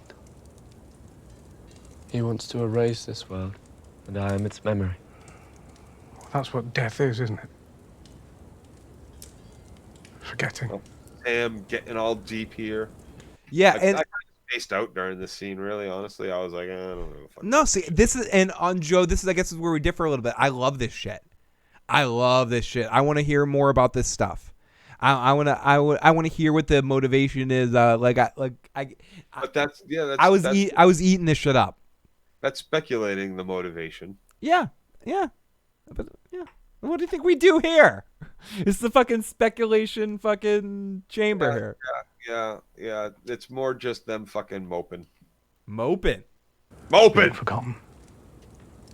If we forget where we've been and what we've done, we're not men anymore. Sam, you were just in a fucking library. You write shit down, you don't forget it. Hey, look at that. You just read some shit about history, making your buddy the fucking king of all the realm. And what are you bitching about? Because they kill him, we're all fucking not human anymore? Who the fuck cares? Kill the little boy. I'll write down what happened so that way my son, Mr. Sam Jr. over there, can read about that shit in 10 years. Look at not forgotten. It's called a history book. Your memories don't come from books. Your stories aren't just stories. Yeah, they are. If I wanted to erase the world of men, I'd start with you. Why? How will he find you? His mark is on me. He just remembers all the stories. There's still He just always knows stories. where I am. We'll put you in the crypt where it's safest. No. We need to lure him into the open before his army destroys us all. I'll wait for him in the Godswood. You want us to use you as bait? We're not leaving you alone out there. He won't be. I'll stay with him. With the Ironborn. Oh yeah. Oh, that'll save you. I took this castle from you. Oh, that'll save you. Let me defend you now. The Ironborn. Can you give me like a real warrior?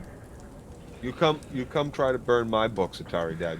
We'll see what happens. We'll hold off the rest of the I'm not doing that, Jennifer Brooks. When the time comes, Sir Davos and I will be on the walls to give you the signal to light the trench. No, please. Sir Davos is perfectly capable of waving a torch on his own. You'll be in the crypt. Your Grace, I have fought before. I can do it again, alongside the men and women risking their lives. There are thousands of them, and only one of you. You can't fight as well as they can, but you can think better than any of them. And this is where You're here because of your mind. This is where Dany takes Jorah's advice, and she hears what he said, and she reacts. The real hand of the queen over there. Oh yeah, hand me over. So Bran says no one knows. I just want to continue on this scene because I like some of the stuff that gets disclosed here, and I just enjoyed the scene a lot. And we get Bran talking eventually about. If we survive, I'll need it. what would happen with the Dragonfire when the Dragonfire. Oh, whatever. I can talk about it. Bran says he doesn't know if Dragonfire would stop the Night King. It's never tried. And Tormund. Wildfire. I think that's Cersei's plan, probably. So then Tormund does some more flirting, and Brienne brushes it off, and Tyrion notices. Or Jon brushes Daenerys off again, as he's done earlier in the episode. I forgot to mention that. Every time that Jon's seen Daenerys at the beginning part of this episode, he kind of brushes her off, and he brushes her off again, and Tyrion notices it. So the next scene we have is Bran and Tyrion having a brief conversation. You've had a strange journey. Stranger than most. So they spoiled Theon's death. Another one saving Bran. I'm not gonna lie, I was hyped when the Greyjoy said, "Now you watch us defend this castle." Hey Phil, jack me off. What happens if the Night King ends up kicking Theon in the junk and nothing happens? I would love to see that. Timo says, people don't want to admit it, but the Starks have become more Lannister over the seasons. Remember when Cersei said, everyone who isn't us is an enemy? It seems like the Starks in the North have the same motto at this point. Good point. Timo, it's all about to burn all of my Stark gear. Hey, Craft Member. Oh, I love how we have all of our old friends in the live chat tonight. It's so fucking amazing. I'd like to hear about it. Love it. It's a long story. If only we were trapped in a castle. In the middle of winter with nowhere to go. Are we going to see the Reeds again? Good question, Willie Thomas.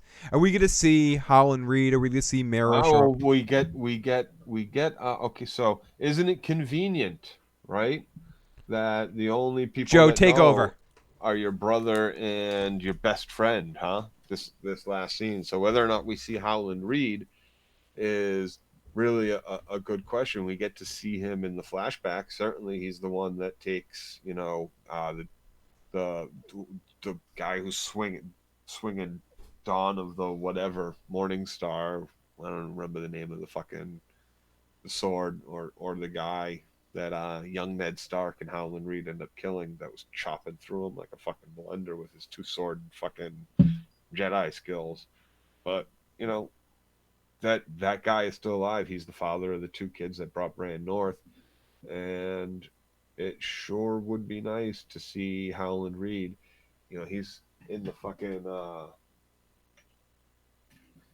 in all that marsh. He's got a pretty big army, the Krennic, man. We haven't heard anything of him, so it'd be nice to get that, but I don't think we are. If we do, we're not going to get it until after this battle, when the remainder of our forces, the survivors of our forces, move to go take the Iron Throne finally. I think they'll be on their way down towards the Twins and have to go through where Howland Reed is basically a big line of defense from any invasion coming north. But I think we have to pass through that way, and I think that's when we'll end up picking up Howland Reed in maybe another 15,000 men. And we were lucky enough to get a super chat donation from Morning Mayan. Morning Mayan, thank you so much for the super chat. Spin of the fucking wheel for you. Good times. It's always a good time when we have you guys in the live chat. And you got analysis. And I snuck off, Joe, and it was awesome. Good. Was that so painful, Joe? No, I think I made it through. Mm-hmm. I think I was coherent. Yeah, pretty much. And Barrick cock blocked our Arya Hound moment eventually. Drink, Joe. So Bran and Tyrion have a conversation about the strange journey. Missandei gets ignored by the Northerners, and even the kids don't talk to her. Missandei and Grey Worm talk about leaving after the war, which almost guarantees that Grey Worm is going to die at some point. So then in our next scene, here it is, everybody. You wanted to see it? You got to see it. We actually get a direwolf sighting. We get to see Ghost in this next scene for about 2 seconds. Ghost is in the scene. If you blink, you missed him. If you went to the bathroom, if you ran to get some chips, went to get some mozzarella sticks out of the air fryer, whatever you're doing, whatever you fucked up here in this moment, you might have missed him, but nope, Ghost was there. We saw him. He's with Jon, hanging out. So why wasn't there earlier to greet Jon when he showed back up? I don't know. I don't want to complain too much about it, but Ghost should be there all the fucking time. Mira takes off. Mira has like a kind of cold goodbye with Bran. Yeah, at the she gets Godwood, pissed. I believe, She and gets goes back pissed to off see her dad. she gets pissed off that Bran doesn't share the same emotional bond with her at that point in time, because Bran was possibly in love with Mira, but three-eyed Raven Bran doesn't care about anybody. So Mira felt some sort of connection with Bran and everything that they had been through, and was kind of pissed off when he left. But they still left on good terms. But she expected a little bit more emotion from him. Right. Mm-mm-mm. And so she went, and then she went to go home back to see her dad. Tell dad what happened to brother. The live chat. Ghost looks smaller. Now if Ghost dies, it's all on you, Phil. Grey Worm is dead. Grey Worm's so fucking dead. Arya has a nice ass, huh? Says the AMU. So very. You could fry a lot of fucking chickens with an air fryer, Phil. Yeah, you could. Yes, you could. The air fryer works well for that. So Jon and Sam talk about his parentage for a second. This is a good conversation between Jon and Sam. Being careful. With the Knights of the Black Biding Table. Waiting for them. Perfect. We'll fight because we're able. We'll take no wives and own no lands. With the Knights of the Black Table. And now our watch begins.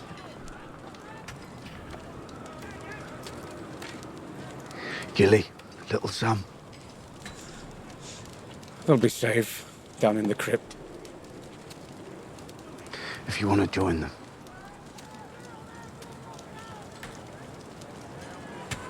To protect them. Everyone seems to forget that I was the first man to kill a White Walker. I've killed Thens. Then. I've saved Gilly more than once. I stole a No, wait. A Then. Singular. full number of books from the Citadel Library. Survived the Fist of the First I Men. stole books from the library. Joe, I once shoplifted CDs or tape cassettes from Leechmere. I think I should box Mike Tyson. That's what it's come to. We really are. Paintball calling you fucking Sports Authority. What was what's the most you've ever stolen? Was that it? Was that the top you've ever stolen? I didn't steal that. I knew someone who stole that. What was the most? Was the highest? I've never stolen anything in my life. Never. You never shoplifted once. Not even like a piece of gum or anything. Never once. Not one shoplift ever. I know. When I was a kid, everybody shoplifts, right? Come on. Most people, I'd say lots of people, but I used to steal lots of porn mags all at once from the corner store when I was like 6, 10, something like that, about 10. Okay. 10, I would say, maybe so did younger. you back to the important stuff? Sorry, I got caught stealing some shit from, I don't know, Bradley's or whatever. I've been caught stealing once. Who doesn't? Okay, so did you like a child once? I mean, did you like seeing Ghost again, Joe? Who doesn't like seeing those puppies? So is Ghost and Nymeria the last two? Will we see Nymeria again before the season ends? If in your heart heart, do you think we'll see Nymeria again? Yes. Yeah, me too. Me too. It's hard. I hope that we see Ghost on the way down to. We're gonna pick up the Reeds, and we're gonna after we crush the Night King next week, right? Fucking complete blowout. Fucking all our forces win. They're all alive. Everybody's happy and healthy. Fucking drinking on their way down. We're gonna pick up the Reeds. They go fuck up Cersei, and then we're gonna pick up Nymeria's little fucking troop of wolves there. Oh yeah. Oh, shit's on. Vanessa. Shit's on. After all, how else do you think Gendry and Arya get to Storm's End? And yes, John Stern, Perry Farrell is still alive. He's coming out with a new album very soon. I was supposed to get tickets to his concert. I haven't gotten them yet, but I probably still should. For Joe, Katie, and Stephanie and I. Vanessa says, this is the first place I joined after an episode. Thank you guys for creating this community. Love your content. Thank you guys. No, thank you. Really, this wouldn't be anything if it wasn't for you guys in the live chat and you guys in the super chat that help us keep going and keep being able to do this. Spin that fucking wheel for you, Vanessa. Lots of love. Right. Good callback there, Atari Dad. I was going to mention that earlier. That isn't you. That isn't me. But that's exactly what she's going to end up with. The Lady of Storm's End. Because sometimes it's not about, who you are or what you want when you're fucking 7.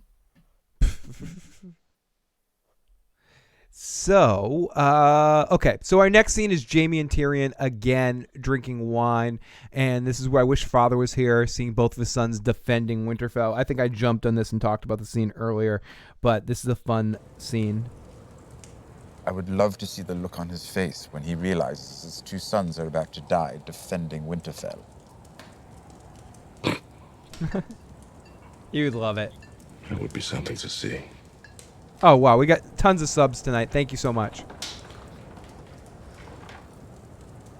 I remember the first time we were here. First time I saw this hall. You were a golden lion. I was a drunken whoremonger. It was all so simple. A drunken one. It wasn't so simple. I It was was sleeping all with so my sister, and you had one friend I was in the going to world start singing it, but I didn't who want was to. sleeping with his sister. I was I beat speaking you in to it. relative terms. Did you miss it? Of course I miss it. Dana Robinson says, Joe, I think some people are hoping you were actually Katie, just using your face from the Hall of Faces. Well, my golden lion days are done, but whoremongering is still an option for you.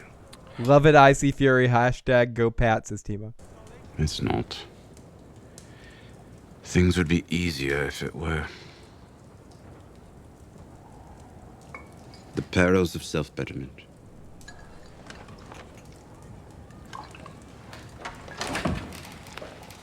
So they have a fun conversation here. And Bran and Pod walk in, and Pod wants to drink with Tyrion, but Tyrion gives him a wine cup. Brienne says you can only have a half a cup, but Tyrion fills up the whole cup anyways. Jaime charms Brienne into hanging. This reminds me of Joe and I at the end of a night at a bar when we're trying to get girls to hang out with us and smoke some weed with us. I mean, eat some sandwiches. And Jaime charms the situation in and figures it all out. And Davos shows up too, and he's like, I'm no big city lawyer, but I should hang out too. And Davos hangs out, and Brienne only allows a half a cup. So Davos shows up, and a lot of people show up. Tormund pops on in here too, and he calls Jaime King Killer. And this is where he talks instead of King Slayer. I'm sure Looking for maybe somewhere warm one or two people call me that, but they're kind of dumb people. Yeah. And it's King Slayer, motherfucker. King Slayer. And we have this fun conversation. I don't think that's wise. Soon to be Back Pussy might start feeling Slayer. So do you think, if you had a guess, who are you shipping, Joe? Are you shipping her with Tormund or Jaime? I'm all about her and Jaime. I'll be straight up. Of course, her and Jaime. Okay. What's the? I don't understand. Tormund, he's so cute. Yeah, no, dude, you don't pour fucking booze down your fucking face and chest and expect to get fucking Princess of the Sapphire Isles. So Davos, join us. It's all Oh, that not bitch for is me, all thanks. crap, Came here for man. this. Figured I could wait to die freezing my balls off out there. Lindsay says, I don't want Jaime and Tyrion to die. Cersei, on the other hand, toss her stank ass to the whites. It could be our last night in this world, you know? Yes, well, I'm glad you're here. Here, fighting with us. Glad you survived East's Watch. Would you like a drink?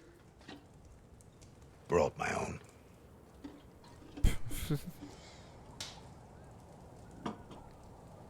I'm trying to get to the point where King Killer. here we go. This is the part I wanted to play. I'm sure someone does. I'm sure someone They call does. me Giant's Bane. Jamie's so cool. Like Jamie handles the situation so well. And we were talking about this earlier. Jamie one ups Tormund on every possible situation and like handles it the best way. If you have somebody flirting with your girl, you handle it like Jaime Lannister handles Tormund in this situation. Analysis of Thrones. Holy shit. Much love to Joe Phil in the motherfucking chat. Drink Joe. Spin of the wheel for fucking analysis. But thank you for all your super chat donations tonight. You guys keep us going. It means more than you know at this point. Want to know why?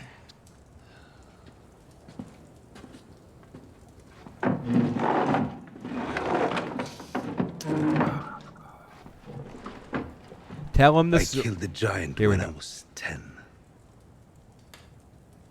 Then I climbed right into bed with his wife.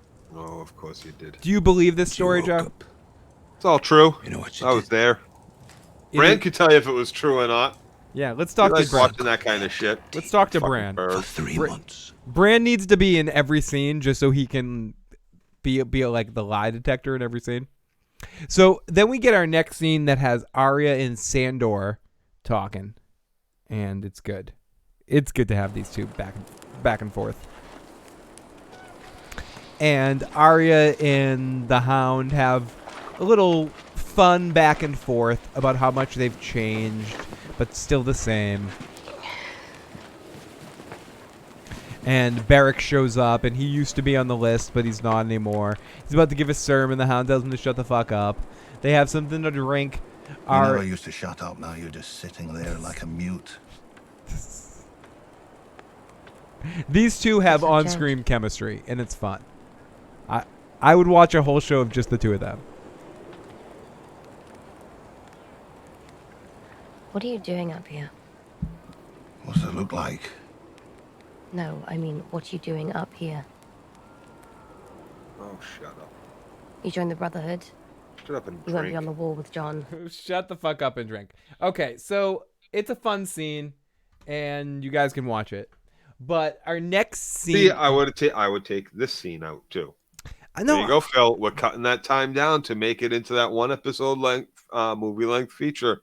We take out this scene. It's not really needed. Who gives a fuck about Beric at this moment, really? You know, kind of. No, but put him in the fucking crowd around the fire, right? Put those two down there and get rid of this scene altogether. The Hound wants to throw him over the wall. Throw him over the wall. I want more. I'll throw you in the fire. How about that? I'll take Hound and Arya scenes over and over again. Like I said, I'll take more of their scenes. But I'm saying I'm trying to get it down to your one. I'm fine with both episodes. I'm fine with being Me two too. episodes. Me too. Don't sell me on that. I enjoyed both episodes too. So here we go. Then we kick into our next scene. Oh yeah. So Arya. Oh, you think she was going to fuck him first? Is that what that is, Timo? Arya was going to go get a little bit of Hound instead of a little bit of Gendry, and then Beric came in and cock blocked, and so she went down for Gendry. Oh yes, Critch knows me well.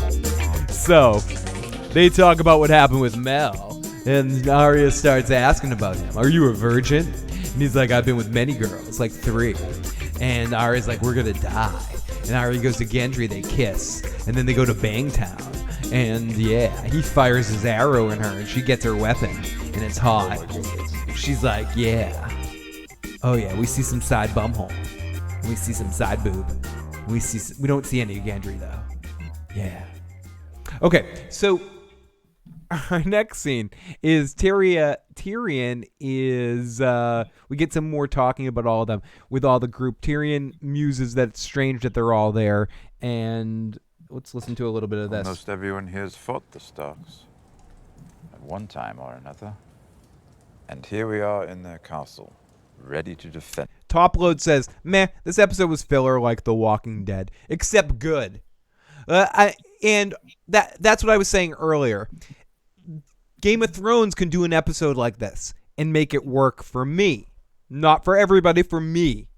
But something like that other show that you just mentioned can't pull this shit off at all. Also, part of the problem is they're trying to pull off, 60, 20 episodes? 2 10s 16, or whatever, 16. And so they have like 3 of them a season because they don't know how to write a fucking season in a story arc. Let's not. I don't want to. Lots of fillers and lots of the same fucking scenes over and over again. Let's 9 hours of fucking my Negan blood pressure is his own cock. Joe. Just the mention of that show makes my blood pressure go up. Let's Tyrion. Let's listen to a little bit more Tyrion. Together. At least we'll die with honor.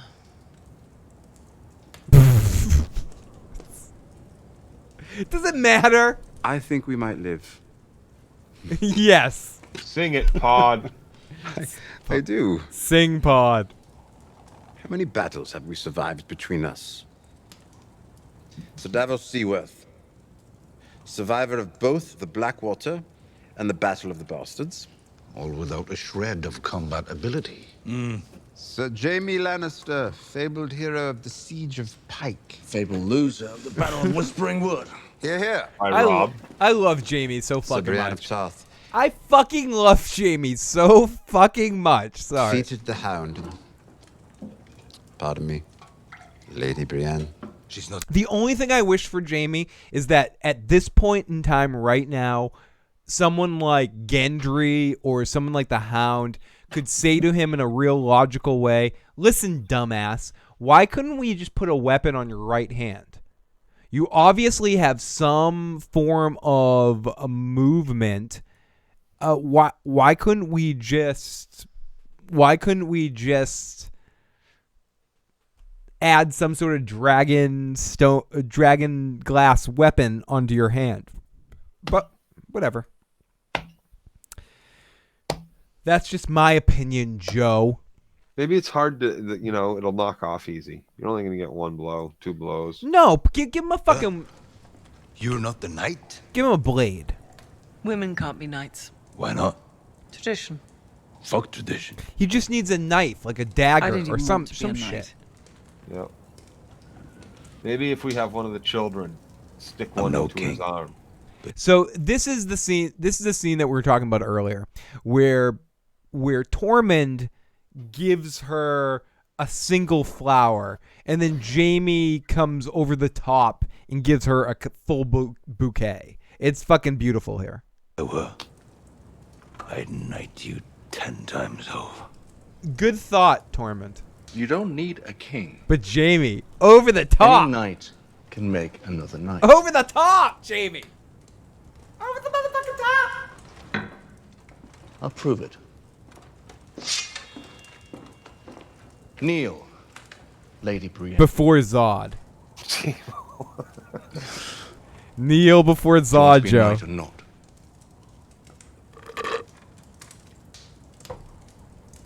Kneel. I'm telling you, fellas, girls love jerks, says Miles Prower.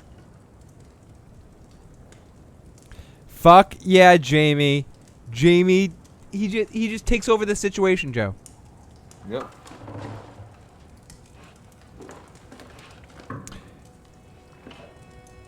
And I mean, we can listen to all of this, but he makes Brienne a knight, and it's a really emotional scene.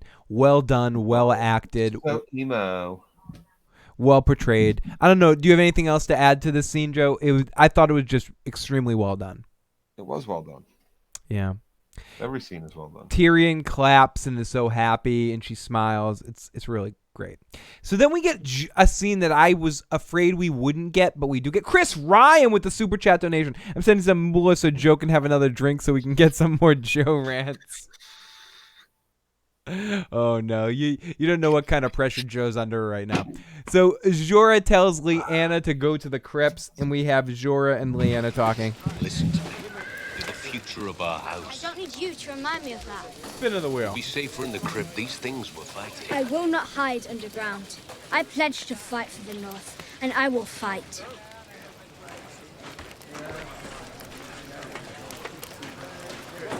Cause I'm a badass bitch, motherfucker. It's alright. We're done here. You guys in the super chat tonight, donations tonight have been amazing. We cannot thank you enough. I wish you good fortune, cousin. This didn't go exactly the way I thought it, Joe. I thought she'd be ruder to Jorah. And I thought Jorah would get more shit from House Mormont because of how he dishonored the family to a certain extent. He has been pardoned. Thomas says, not one single criticism this episode, Phil, besides the Sansa scene. How predictable, you fucking asshole. Yeah, okay. Yeah, no, I what do you want me to criticize? Yeah, what could you criticize?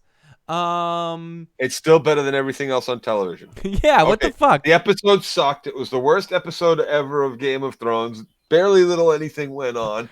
Whole bunch of fan service. Can we get more happy hippie fucking bullshit? And you know what? It's still better than every fucking thing else on television. Can we? Yeah. It's written better. The attention to detail is better. The costumes are better. The fucking music is better. The fucking lighting is better. The fucking CGI is better. You fucking name it and you know it. It's all fucking better. There's nothing better on television. Nothing better on network television. Nothing better on premium fucking cable. Nothing better on fucking streaming services. There's nothing fucking better. Deal with it. Their shittiest piece of fucking work, their worst fucking writing ever. You pick it whatever fucking season you want, whatever fucking episode you want, no matter how bad you want to shit on this fucking show, shit on it. That episode, that scene, that line, that poor delivery, that awful fucking actor, that piece of shit, whatever, is still better than every fucking thing else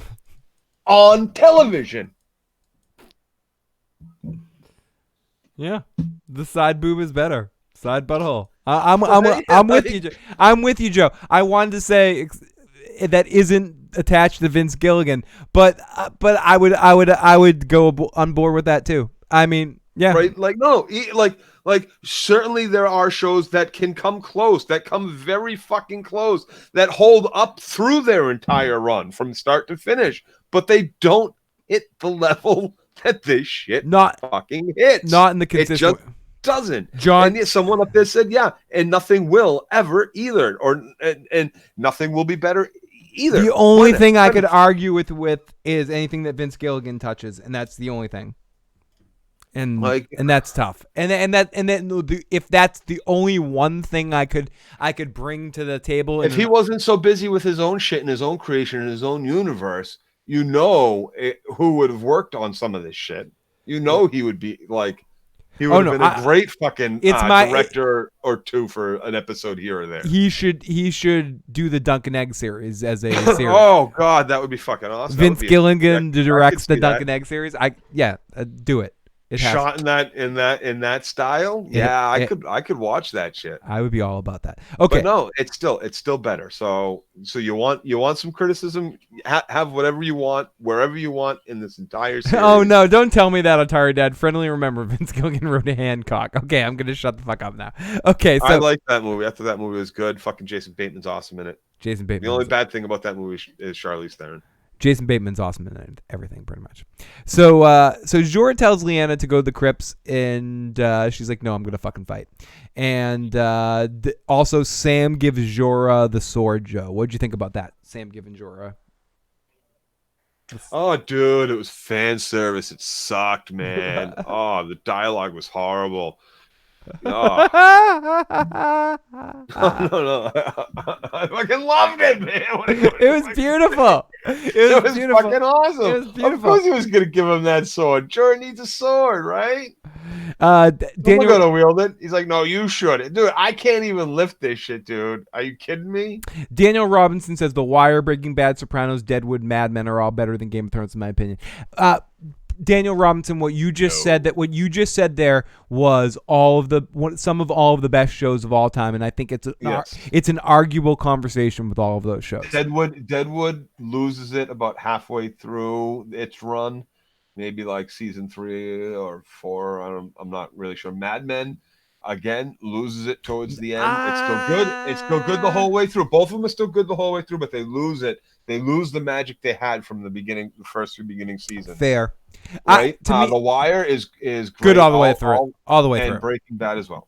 All the way through. I think Sopranos as well. I think but they're not the level of Game of Thrones. Breaking Bad's in the conversation. To me, it comes down to The Wire, Breaking Bad, Game of Thrones, and The Sopranos.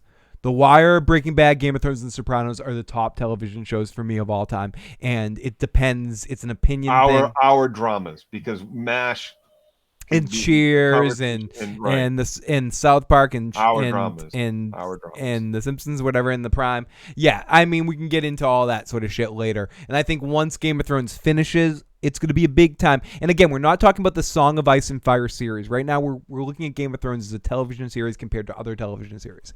And looking at it in that kind of context, I won't be able to judge it against some of these other series until I see how it ends, because that's a big part of all of it.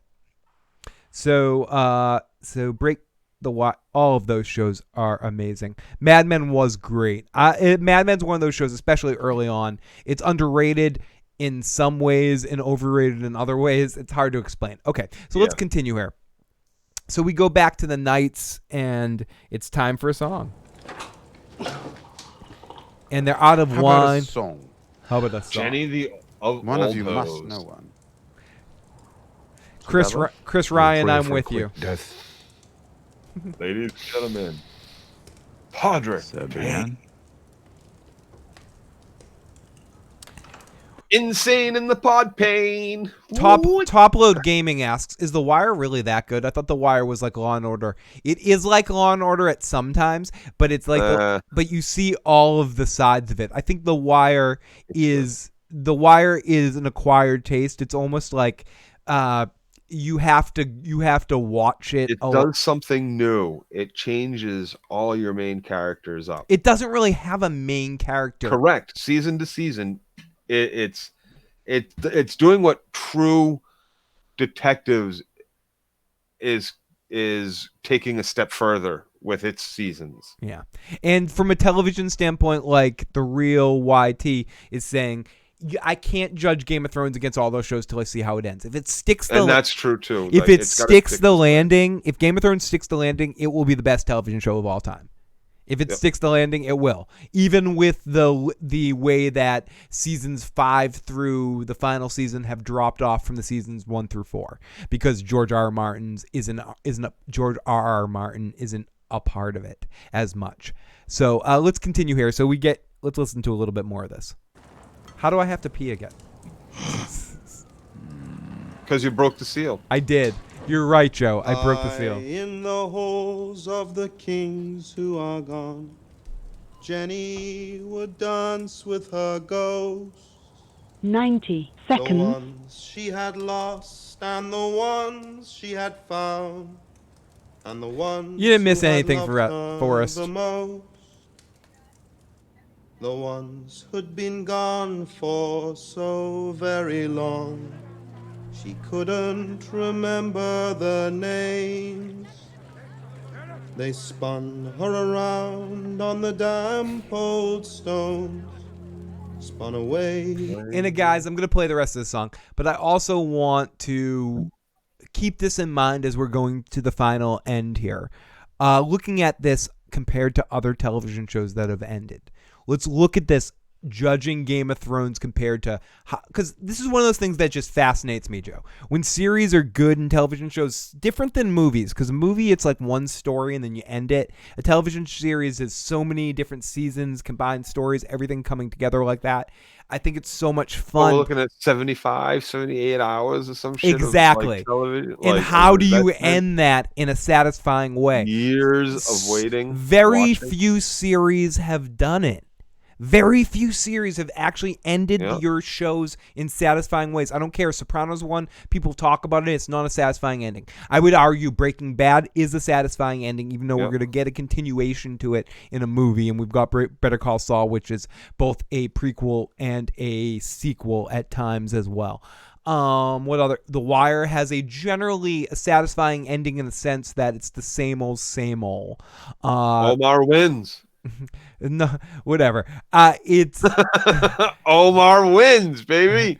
It's very. Isn't he the win? No, I don't want to. I'm not spoiling. Isn't he like the last man standing? I'm not spoiling it. The show is almost 20 years old. No, Omar fucking dies, dude. And it's just like another day. So I'm very curious. How does Game of Thrones do this? Is it able to stick this ending in a satisfying way? So let's listen to a little bit more of this. Her sorrow and pain, and she never wanted to leave, never wanted to leave, never wanted to leave, never wanted to leave. I get the feeling like Jenny Oldstone. Never wanted to leave. DS9 had a good ending. Something a little happier, Podrick. What the fuck, man? Take us down, man. We're waiting to die here. You sing that song, Bitch Dancing with Ghosts? Come on. What the fuck, Podrick? How the fuck did you ever get that free pussy? What an asshole this Podrick guy is. Okay, so the real why. Tia Super Chat donation to Song and the Knighting of Brienne made me cry, which was bittersweet. I kind of teared up a couple times in this episode, too. So we also get a montage in this moment of Grey Worm and Missandei. Oh, spinning the wheel. I'm so fucking drunk right now. The Missandei scene. Grey Worm and Missandei kiss. Theon and Sansa look like they're falling in love in this moment. Oh, they don't. They did. They did, Joe. Oh. Yes. Yes, they did. Oh. Jorah's ready, and then we get our final scene of the episode where Jon and Daenerys are in the crypts. Let's listen to this, Joe, in its dark entirety.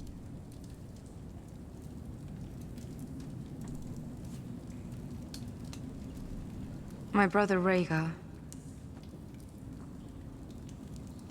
Everyone told me he was decent and kind. He liked to sing.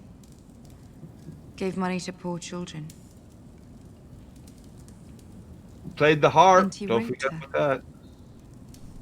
He didn't. Don't talk about your brother like you know me. It was He my loved her. daddy.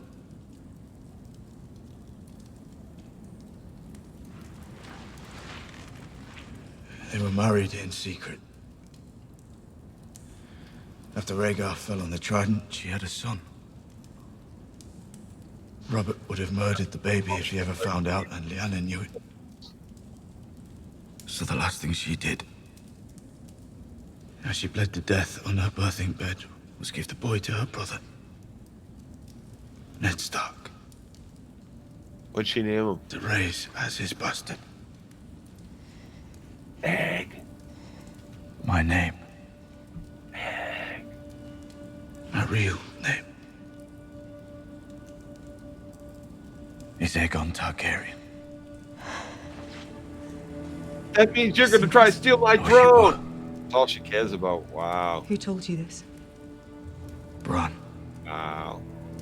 He saw it, He saw it. and Samwell confirmed it. Oh, He read yeah. about their marriage at the Citadel without even knowing what it meant. Conspiracy of your friend and your Secret no one brother in the world, trying you mean? to take my fucking throne. I'll be fucking damn. I'm taking my dragons and my sullied and out of here. You think you can ride your dragon? I got 2 dragons, motherfucker. Does it seem strange to you? My dragon. It's true, Danny. I'll ride it. I know it is.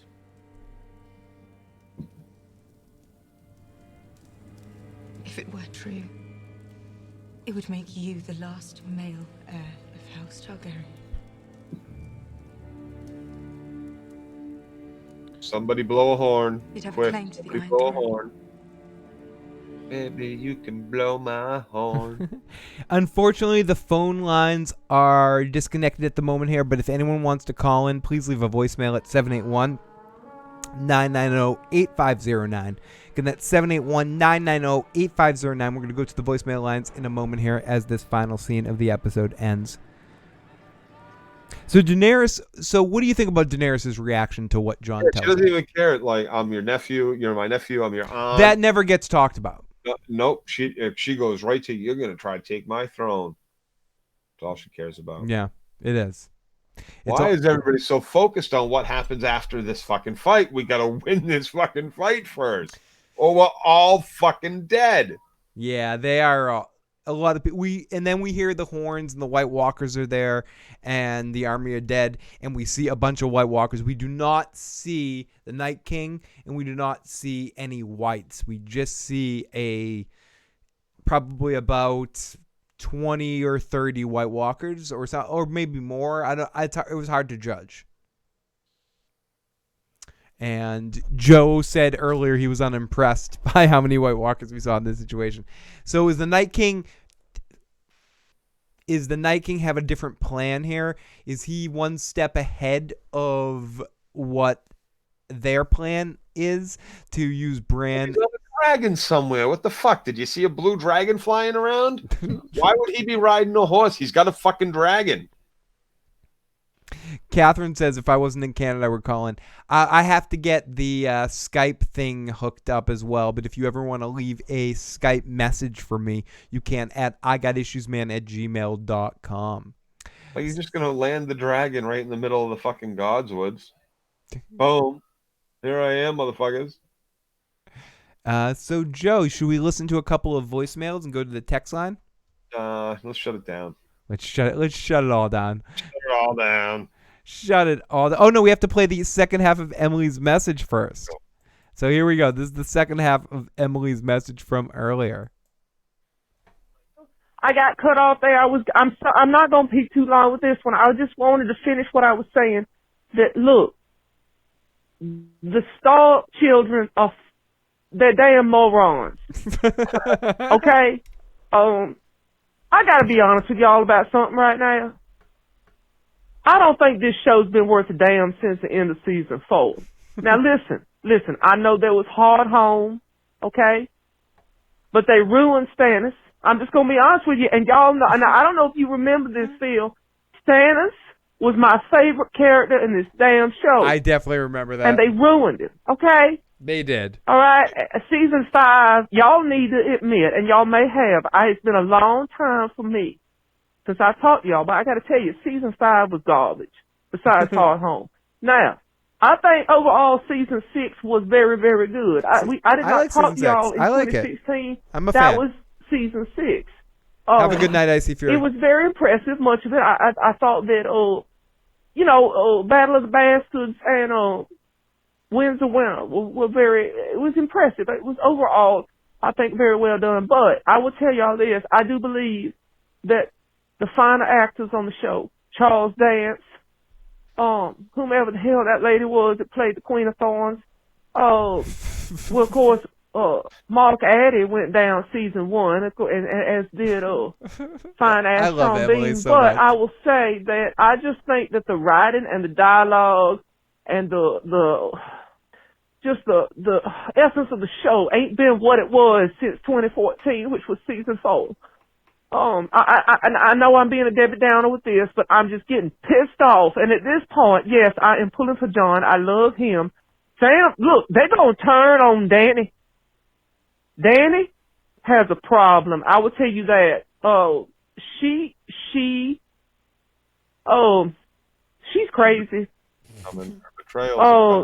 The Stark children are they're annoying as hell. John's wonderful, but he ain't, he a Stark, but now he a real Targaryen. So I don't know how Stark. You know what? I'm a little bit on my natural medication right now, and I'm losing my thoughts all running together. But I will tell y'all this: I so appreciate y'all being making this show. It is fantastic. I'm gonna try to call in and talk to you live. I love you all, and I'll talk to you soon. Goodbye. Goodbye, Emily. Oh, it's nice to hear from you. And we hope we do get to talk to you live at some point during this season. The phone lines will always be open, and on other evenings, I'll definitely create another event, and I could go live again right now for some phone calls, but we'll just take some voicemails now because we're heading towards the end of our podcast here, and we're not finished yet, but we have a bunch of calls here, and if we don't get to any of your calls, we will get to them on the voicemail show because we have a bunch of voicemails, Joe. We have a bunch of voicemails, and we have a bunch of texts, so let's get into this here. And let's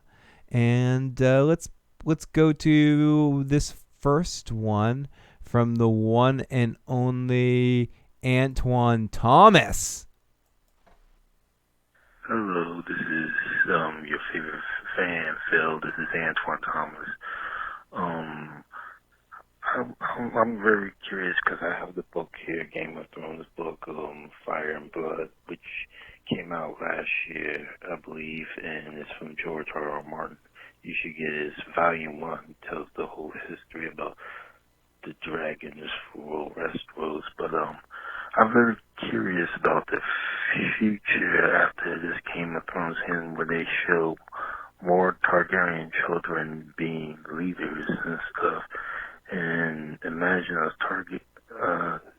few Targaryen kings, including a young Targaryen queen throwing up the devil horns and stuff. But I see great things coming now that Jon Snow is actually Aegon Targaryen. What do you think about this?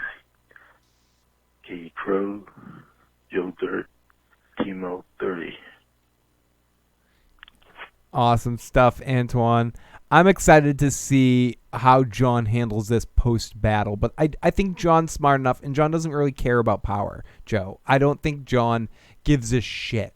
Really. No, he's kind of annoyed that nobody can see this battle. Everybody's trying to look past what's right in front of them. Yeah, and that's all Jon really cares about. Yeah, let's play this message here from area code 207. Hey, Phil. This is Helen, also known as Kissed by Fireworms in the chat, and I love your Bloody Talker, message.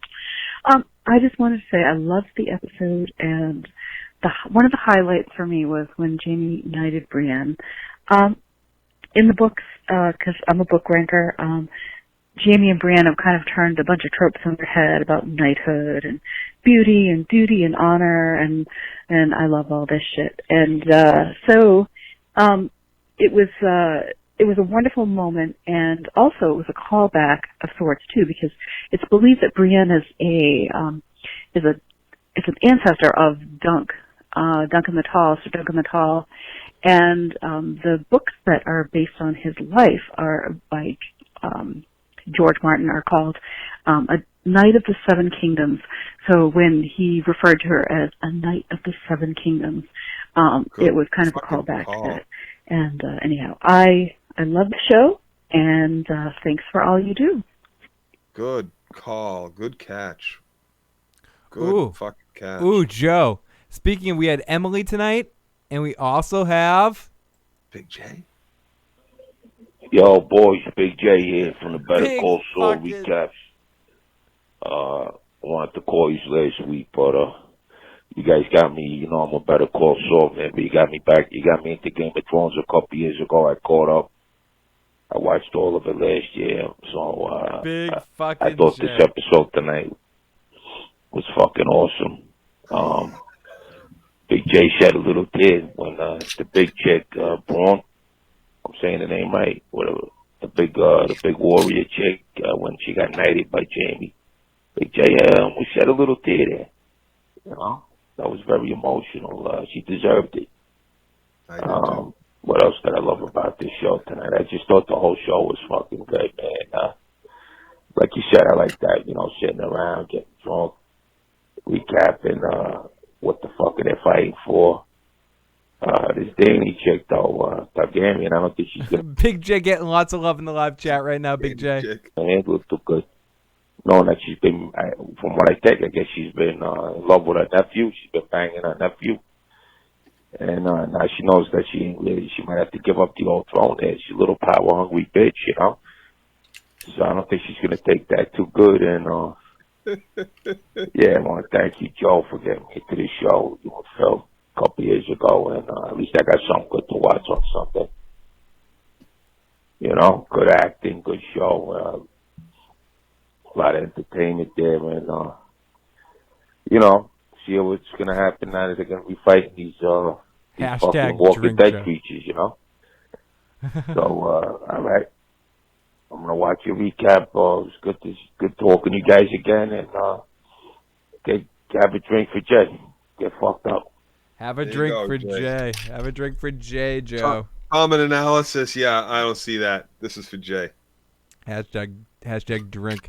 Here's a message from the Bloody fucking Talker, Joe. Bloody fucking Talker. And it's great. Honestly, it's really great to hear from Jay. We're not going to be watching Better Call Saul till 2020, apparently. And it's great They're doing this year off shit? They're doing it, too. What? Fucking... It's Westworld. Everybody think they can do this shit now? It's Westworld's fault. Hey, what's up, Phil? I kind of like this episode. It was decent. Does seem kind of like a little bit of a waste of an episode. Should have been an episode 1. We should have had longer episodes. Shoulda, woulda, coulda, whatever. But pretty happy for Brienne. I mean, she actually is probably the only character who lives up to the actual ideal of a knight. So her being knighted was really pretty cool. I did like that. Gonna take a controversial stand here. Arya sucks. I fucking hate her in these past 2 episodes. The way she walks around makes me want to fucking choke her to death. She's fucking so arrogant and obnoxious. It's just ridiculous. She learned nothing from the Faceless Men except for how to be a fucking arrogant cunt and maybe how to kill things. But I hate her. I fucking hate her. Later. Okay. What are you thinking about Arya so far this season, Joe? I agree. She's the his take on the way she's walking around isn't too far off. But you know what? She's a badass bitch. She could probably kill most people in that fucking castle. Yeah. And let's play a bunch more voicemails. She knows it. She knows she hot. Yo, she walk around like that bitch knows she hot. This is from area code 717. That was one of the best episodes of Game of Thrones. I don't know what is going on. You guys can say whatever you want. This is, first of all, I want to say this is Johnny from Las Vegas. Just moved here. Johnny Moransky. I'm pissed drunk right now, and I want to say I love this episode. First of all, I was so happy for my girl to get the big D. She got the D. And then this episode really made up for last episode. And Jaime, fuck you. He's not dying next this episode. If I was in Boston, I would drive to your house, knock on the door, you would open it, and I'd slap you in the face for being so stupid. Jaime Lannister does not die in this episode. No, he's going to choke that bitch out. He's going to choke his sister out. How could he even think that he would die in next week's episode? I'm so ashamed with you right now. Okay, I still love you, brother. You're still my boy.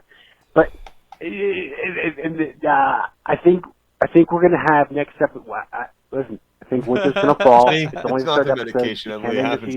It's George R. R. Martin. Something's going to have to happen. People are going to die that we love. And I think it's going to be, I think next episode is going to be like one of those holy shit moments. Like, I'm going to need like I'm going to need fucking weed. I'm going to need like lots and lots and lots of weed. Like, get me ready. I'm going to need like poontang and weed. But, alright, love the show. And peace out. Timo adds, yeah, dude, fuck off. Jaime is not going to die. And that, in fact, is our fucking Timo rant of the night right there. It's Timo's rant of the night. It's Timo's rant of the night. Fuck Sansa. Wait. Timo says, wait. We don't condone Lannister and Lannister violence here. I'll let that pass because of the alcohol. It's Timo's rant of the night. It's Timo's rant of the night. Come on. Is it, it's just making her choke on another body part of Jaime's. Right? Choke on the hand you gave me, bitch. Chris Ryan's donating for Joe's bottle next week. I want Arya to kill Cersei, and I hope she decapitates her like they did Ned's wishful thinking. Bite of the sandwich was the last super chat donation, and I did take a bite of the sandwich for you. I meant to ask you. Oh, shit. I have to do 10 push-ups now? What the fuck? Oh, God. Oh, do we have Pete Easy in the live chat? Oh, Pete Easy.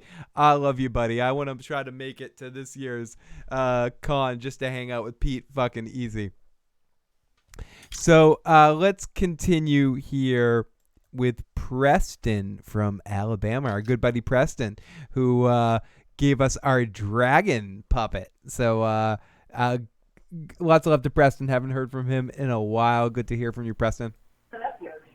Phil, motherfucking chat. What the fuck?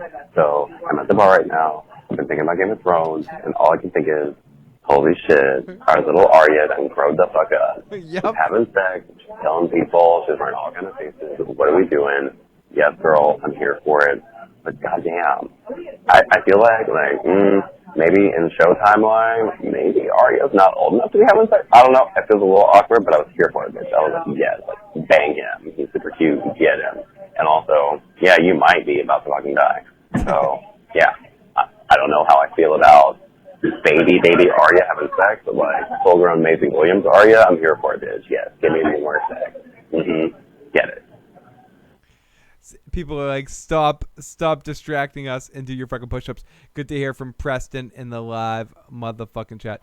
Holy shit, we got a lot of voicemails, Joe. We got a bunch from Jay. We got some from Pete's live music, and if we don't get to any of your voicemails, I will play them on the feedback show.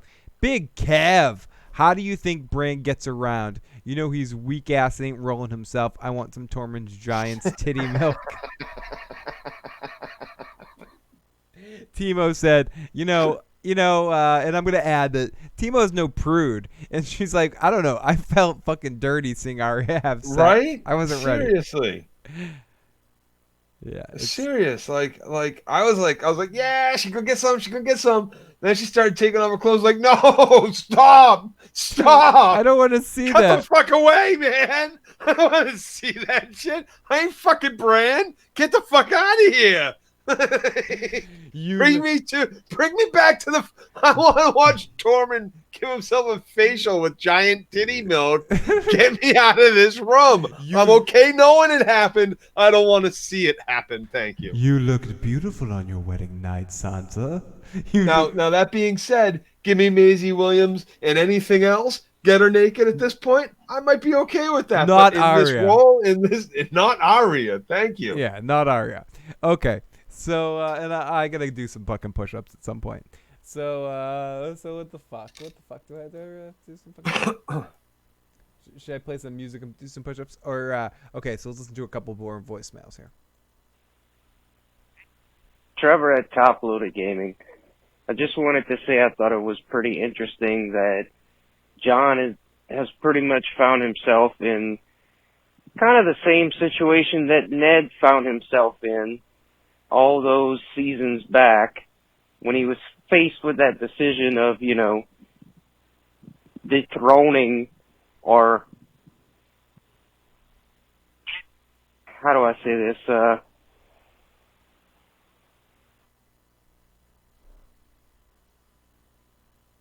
That's a good way to say it.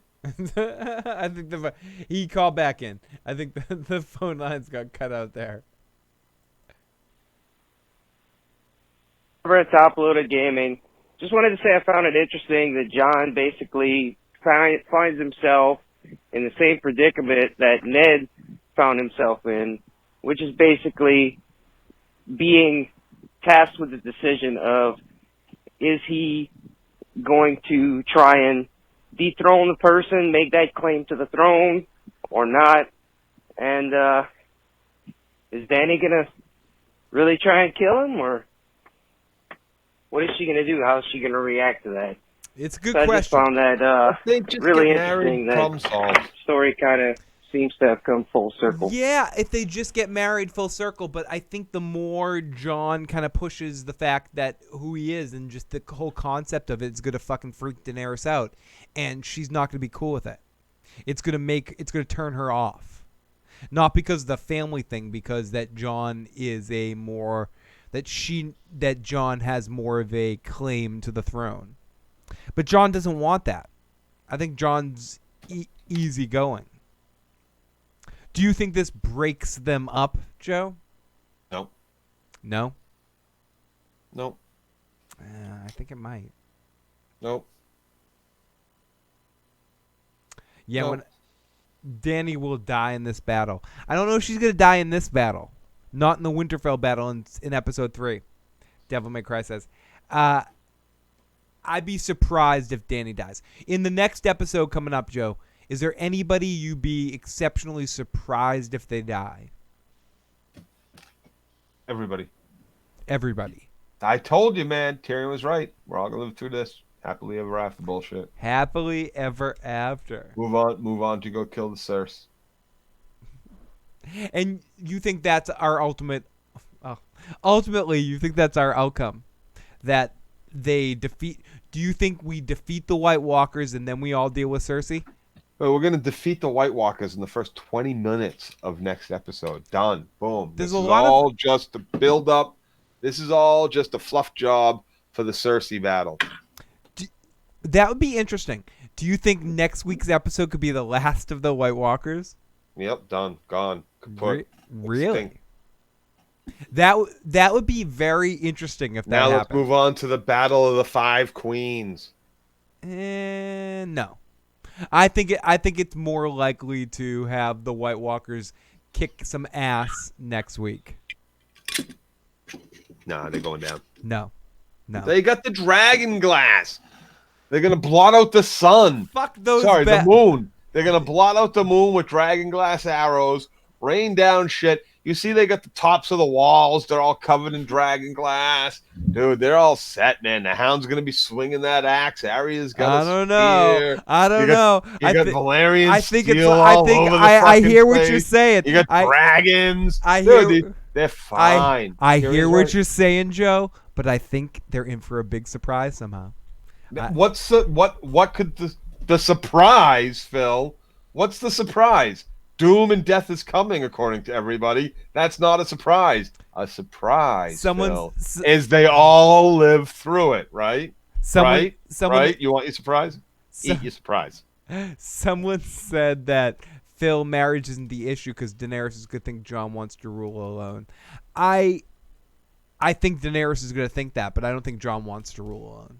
Jon doesn't want to rule at all. Jon does not want to rule at all. Jon has never wanted to rule. Jon doesn't give two shits.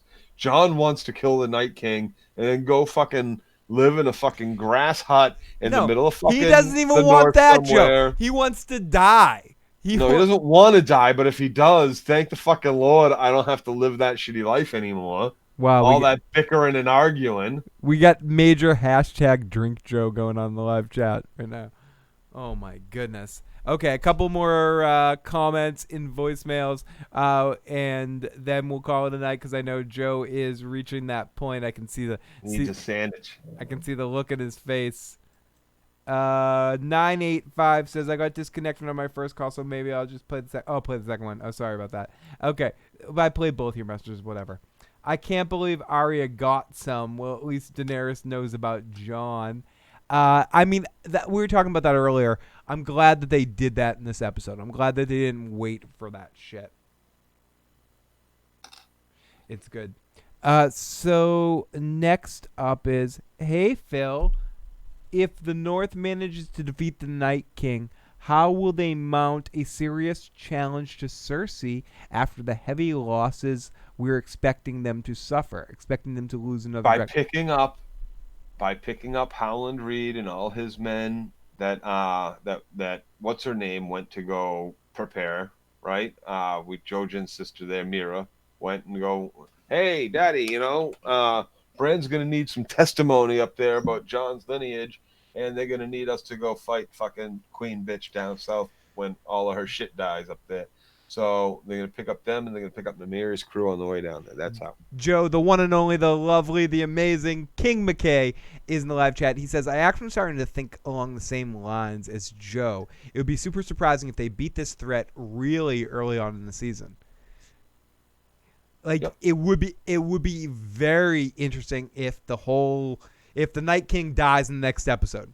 If Jon just kills the Night King in the next episode. And then we have to deal with Cersei and then they have to deal with the Cersei situation and then Daenerys situation. It'd be fun. Yep. But I don't know. I'm very curious. There's 4 fucking episodes left of Game of Thrones. 4. Just 4. Stop it, Atari. What did Atari Dad say? He's just trying to provoke me. I love it. What's he trying to say? Provoke Joe away. Timo says they're gonna have to beg Cersei to let them in because they're gonna lose. At Phil, have Joe drink for you to waive the push-ups. Drink. Oh my god, the show's almost over. You just want me to spin out and go and puke off camera? Yes, I think that's what they want. Joe, thank you for drinking for me. There we go. Joe got to drink for me for those push-ups. No. That was just to drink. Oh no, you still owe your push-ups. You're such asshole. Okay. So 413 says Phil and Joe. This is Benjamin. Benjamin, great to see you in the live chat. Great to see you here. Never had so much sentimentalism in Game of Thrones. Season 8 is None. kind of a weird moment to start, or is it just me? There are only 4 episodes left to go, and Trying to make you forget that it's not all just death and destruction. and nothing has actually happened. I think the reason why these 2 episodes have existed in this way, and this isn't me apologizing, this is me sort of understanding when everything's going to be said and done, because I think we are going to lose a lot of people, so they're trying to suck in a couple of those moments to give you those last moments with some of the characters you like curtain call kind of type stuff.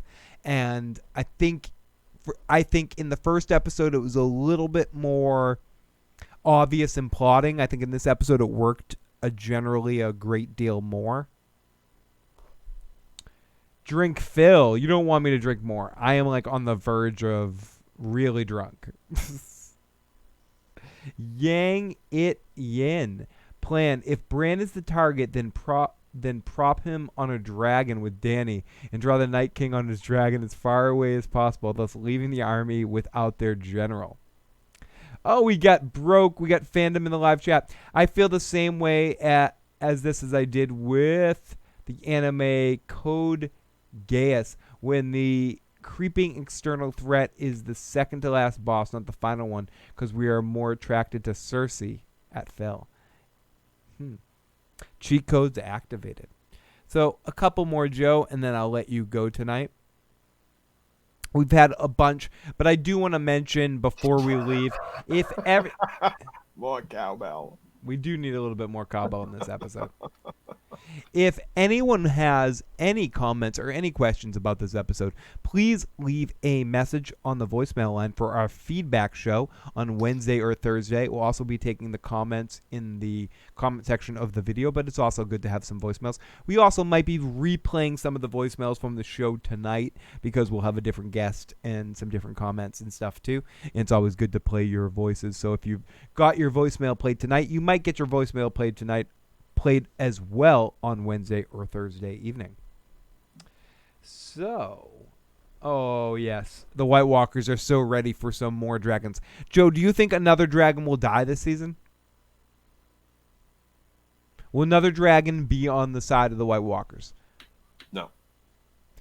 Will Rhaegal and Drogon destroy the Night King's dragon?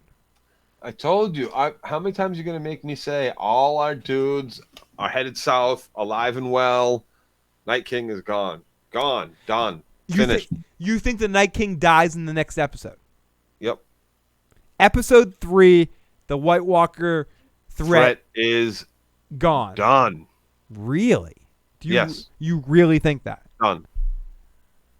Okay, so let's think about this for a second. So the White Walker threat's dealt with in episode 3. How many episodes we got left? We got 4 episodes left. Yep. So episode 3, you're saying the White Walker threat gets dealt with. The next episode after that episode is the travel to Winterfell. Is traveling down to Cersei. It's traveling down to Cersei. So and then the finale is Jon and Dany dealing with who is in charge. Is that no? The finale is taking out Cersei. Oh, so you think the last few episodes is dealing with the Cersei threat? Yep. Get out of here. Okay, Gendry after sex sleeps through the battle. Joe is delusional, says Zancy. I also think Joe is kind of delusional. I think next episode, personally, this is me. I think Tell me about the farm, Phil.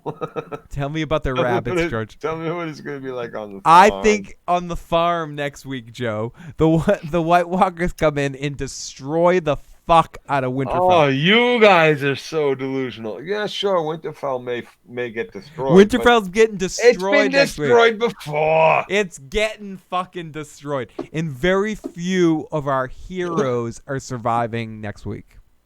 Tyrion surviving. I'm arguing nothing on spoilers, no. Jon is surviving. Daenerys is going to survive. Sansa's probably going to survive. Sam's probably going to survive. But Grey Worm, Beric, Jorah, and who else? A couple of other people, possibly Jaime, are all gone.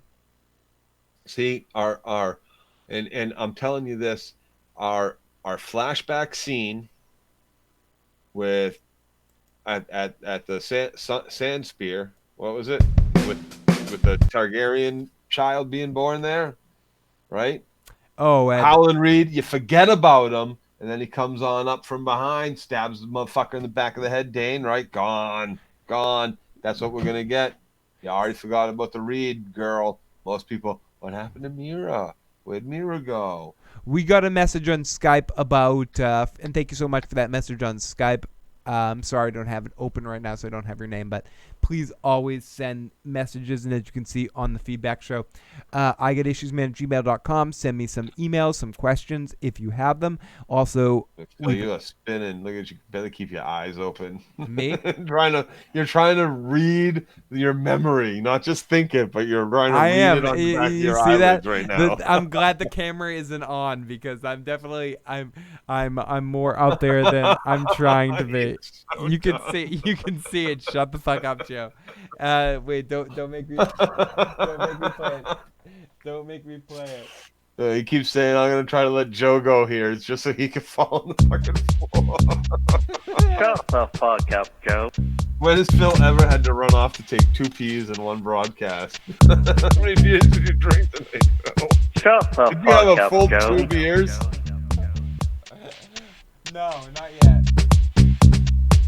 Shut the fuck up, Joe.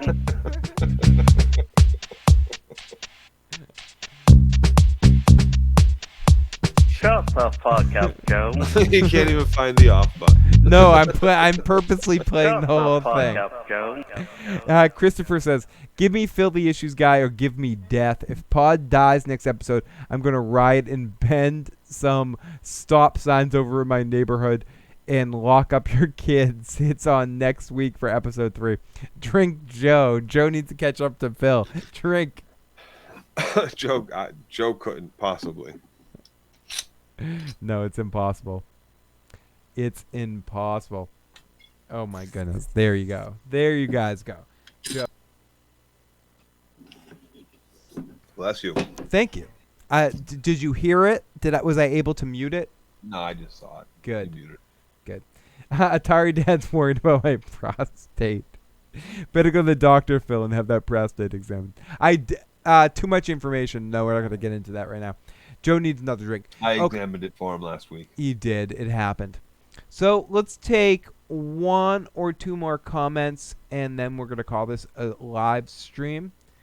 And let's take one of Jay's comments here. Let's see what Jay had to say. Is this the second episode where no one's died? I can't remember anyone dying in this episode, at all. I think this only happened one other time. Can you confirm? Later. What did you say, Joe? Umber died last episode. No one died this episode. Yeah. The Glovers are all held up at the Glover hold, so we might have them as troops in the future after they win this battle. Phil might have a narrow urethra. And then shade of the lamp here. The shade of the lamp is popping up here. I'm worried for my kidneys. Oh, you guys are great. I am missing one or a half of one. Keep this going to next week. Can we keep podcasting? Joe, is it possible that we could keep going right now until next week? No, I got to go to the store and pick up rolls for my sandwiches. Oh, you got to pick up some sandwich rolls. I completely understand that. This guy. So everybody, I think this is as good a time as any. I see that we still have a bunch of text messages and some more voicemails from Jay. But please, everybody, if you haven't already and you're watching this at any point in time, please leave a voicemail at 781-990-8509 for our feedback show. You can also leave a Skype message at igotissuesman@gmail.com. And if you haven't done so already, I know a few people out there have, and a few have a couple of times, but if you haven't done so already, make sure you hit that super chat donation button. Yeah, now, as Joe said, if you're into that sort of thing, now is the last time to keep us going a little bit longer as we're starting to wrap things up. Look at, you could get me possibly to finish off my bottle. Yeah, and you could get me fall down drunk. I'm very close there. But as Catherine said, don't forget to hit that like button. If you're listening to the audio cast of this, of the podcast, please give us some comments or some star ratings on the iTunes there. The Wonderful Bug, thank you so much. Fuck 7 more days. Do Bostonians call buns rolls? You mean bread rolls? Dinner rolls? Dinner rolls or buns? Sub rolls? Sub rolls? Yeah, I think we do. Hoagie roll? Yeah. Bulky roll? Onion roll? Mr. Bombastic. Egg roll? I'm a fantastic. Phil would never play my Skype message because I curse too much. Yeah, motherfucker. Fuck that. We don't fucking like swear words on this fucking show, you fuck. True. Yeah, it's true. We don't. No, thank you, all of you guys, for being fucking awesome. You are awesome. They really are. They're all. We're fucking lucky, Joe. But please, everybody, leave a voicemail for our feedback show. We'll be joined by Kyle this week. And Joe and I will be back next week to talk about this big episode, Joe. Are you excited about episode 3? About this big battle? No? No, fuck that. I'm never watching the show again. These last 2 filler episodes have told me it's the worst show ever. Worst. The writing's horrible. The dialogue's horrible. No action going on. Awful. What the fuck is this? Some cripple sitting there staring at his fucking relatives fucking all day long. I'm waiting this for show my friend. Sucks. I'm waiting for my friend.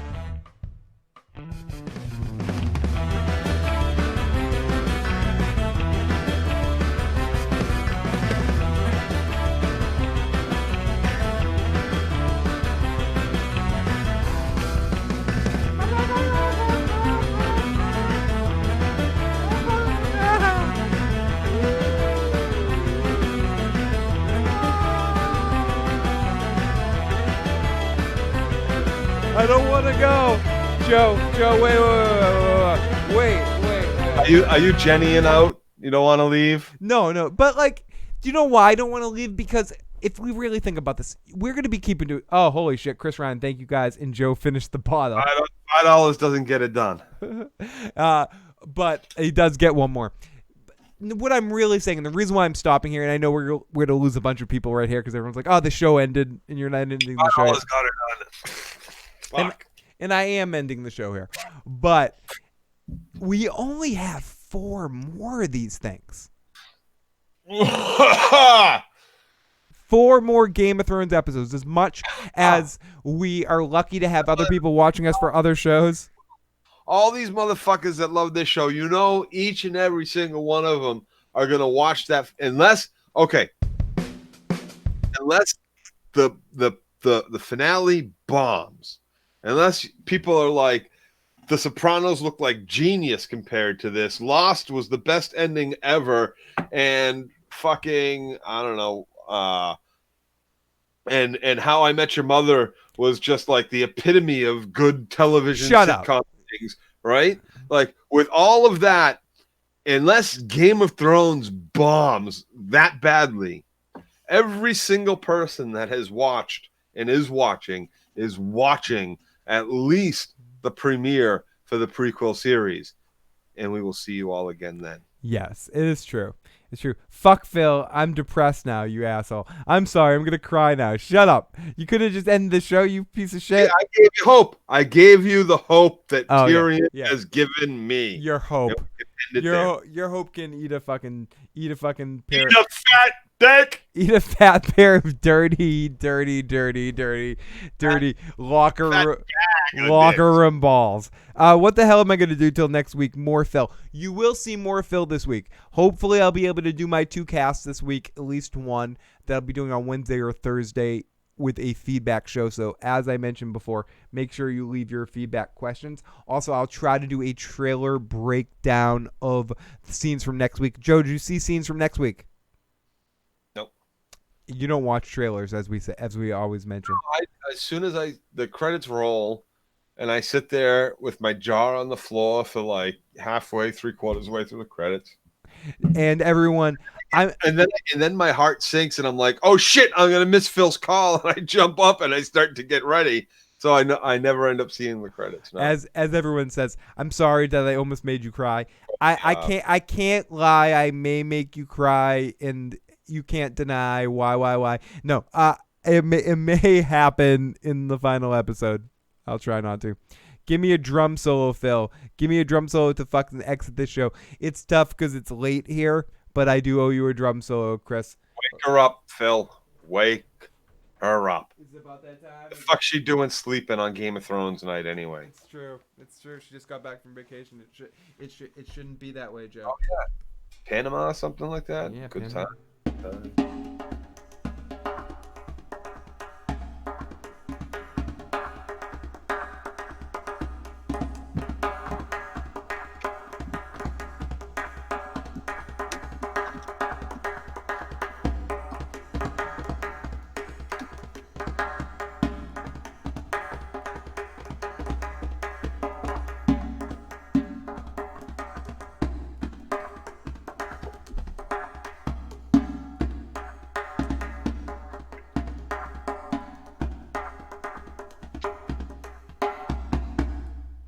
I tried to play soft. I was trying to play soft, Joe. It wasn't soft, dude. It wasn't soft. It was really banging that shit like Gendry was banging Arya. Bang! Oh!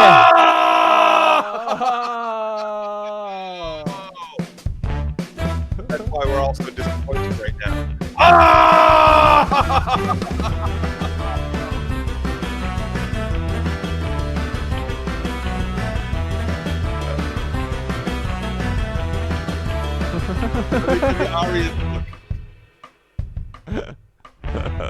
Oh no! Oh my goodness!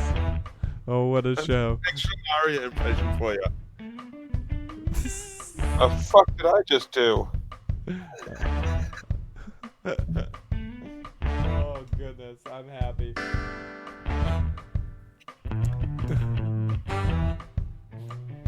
Good night, everybody.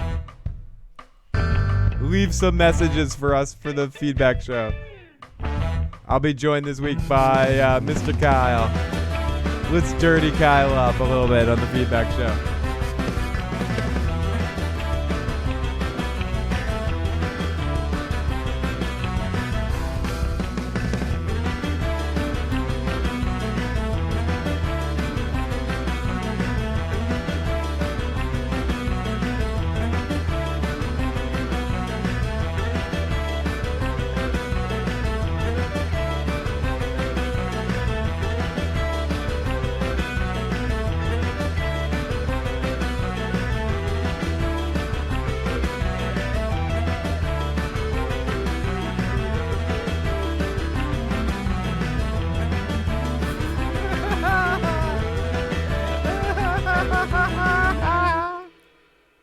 Oh, good night.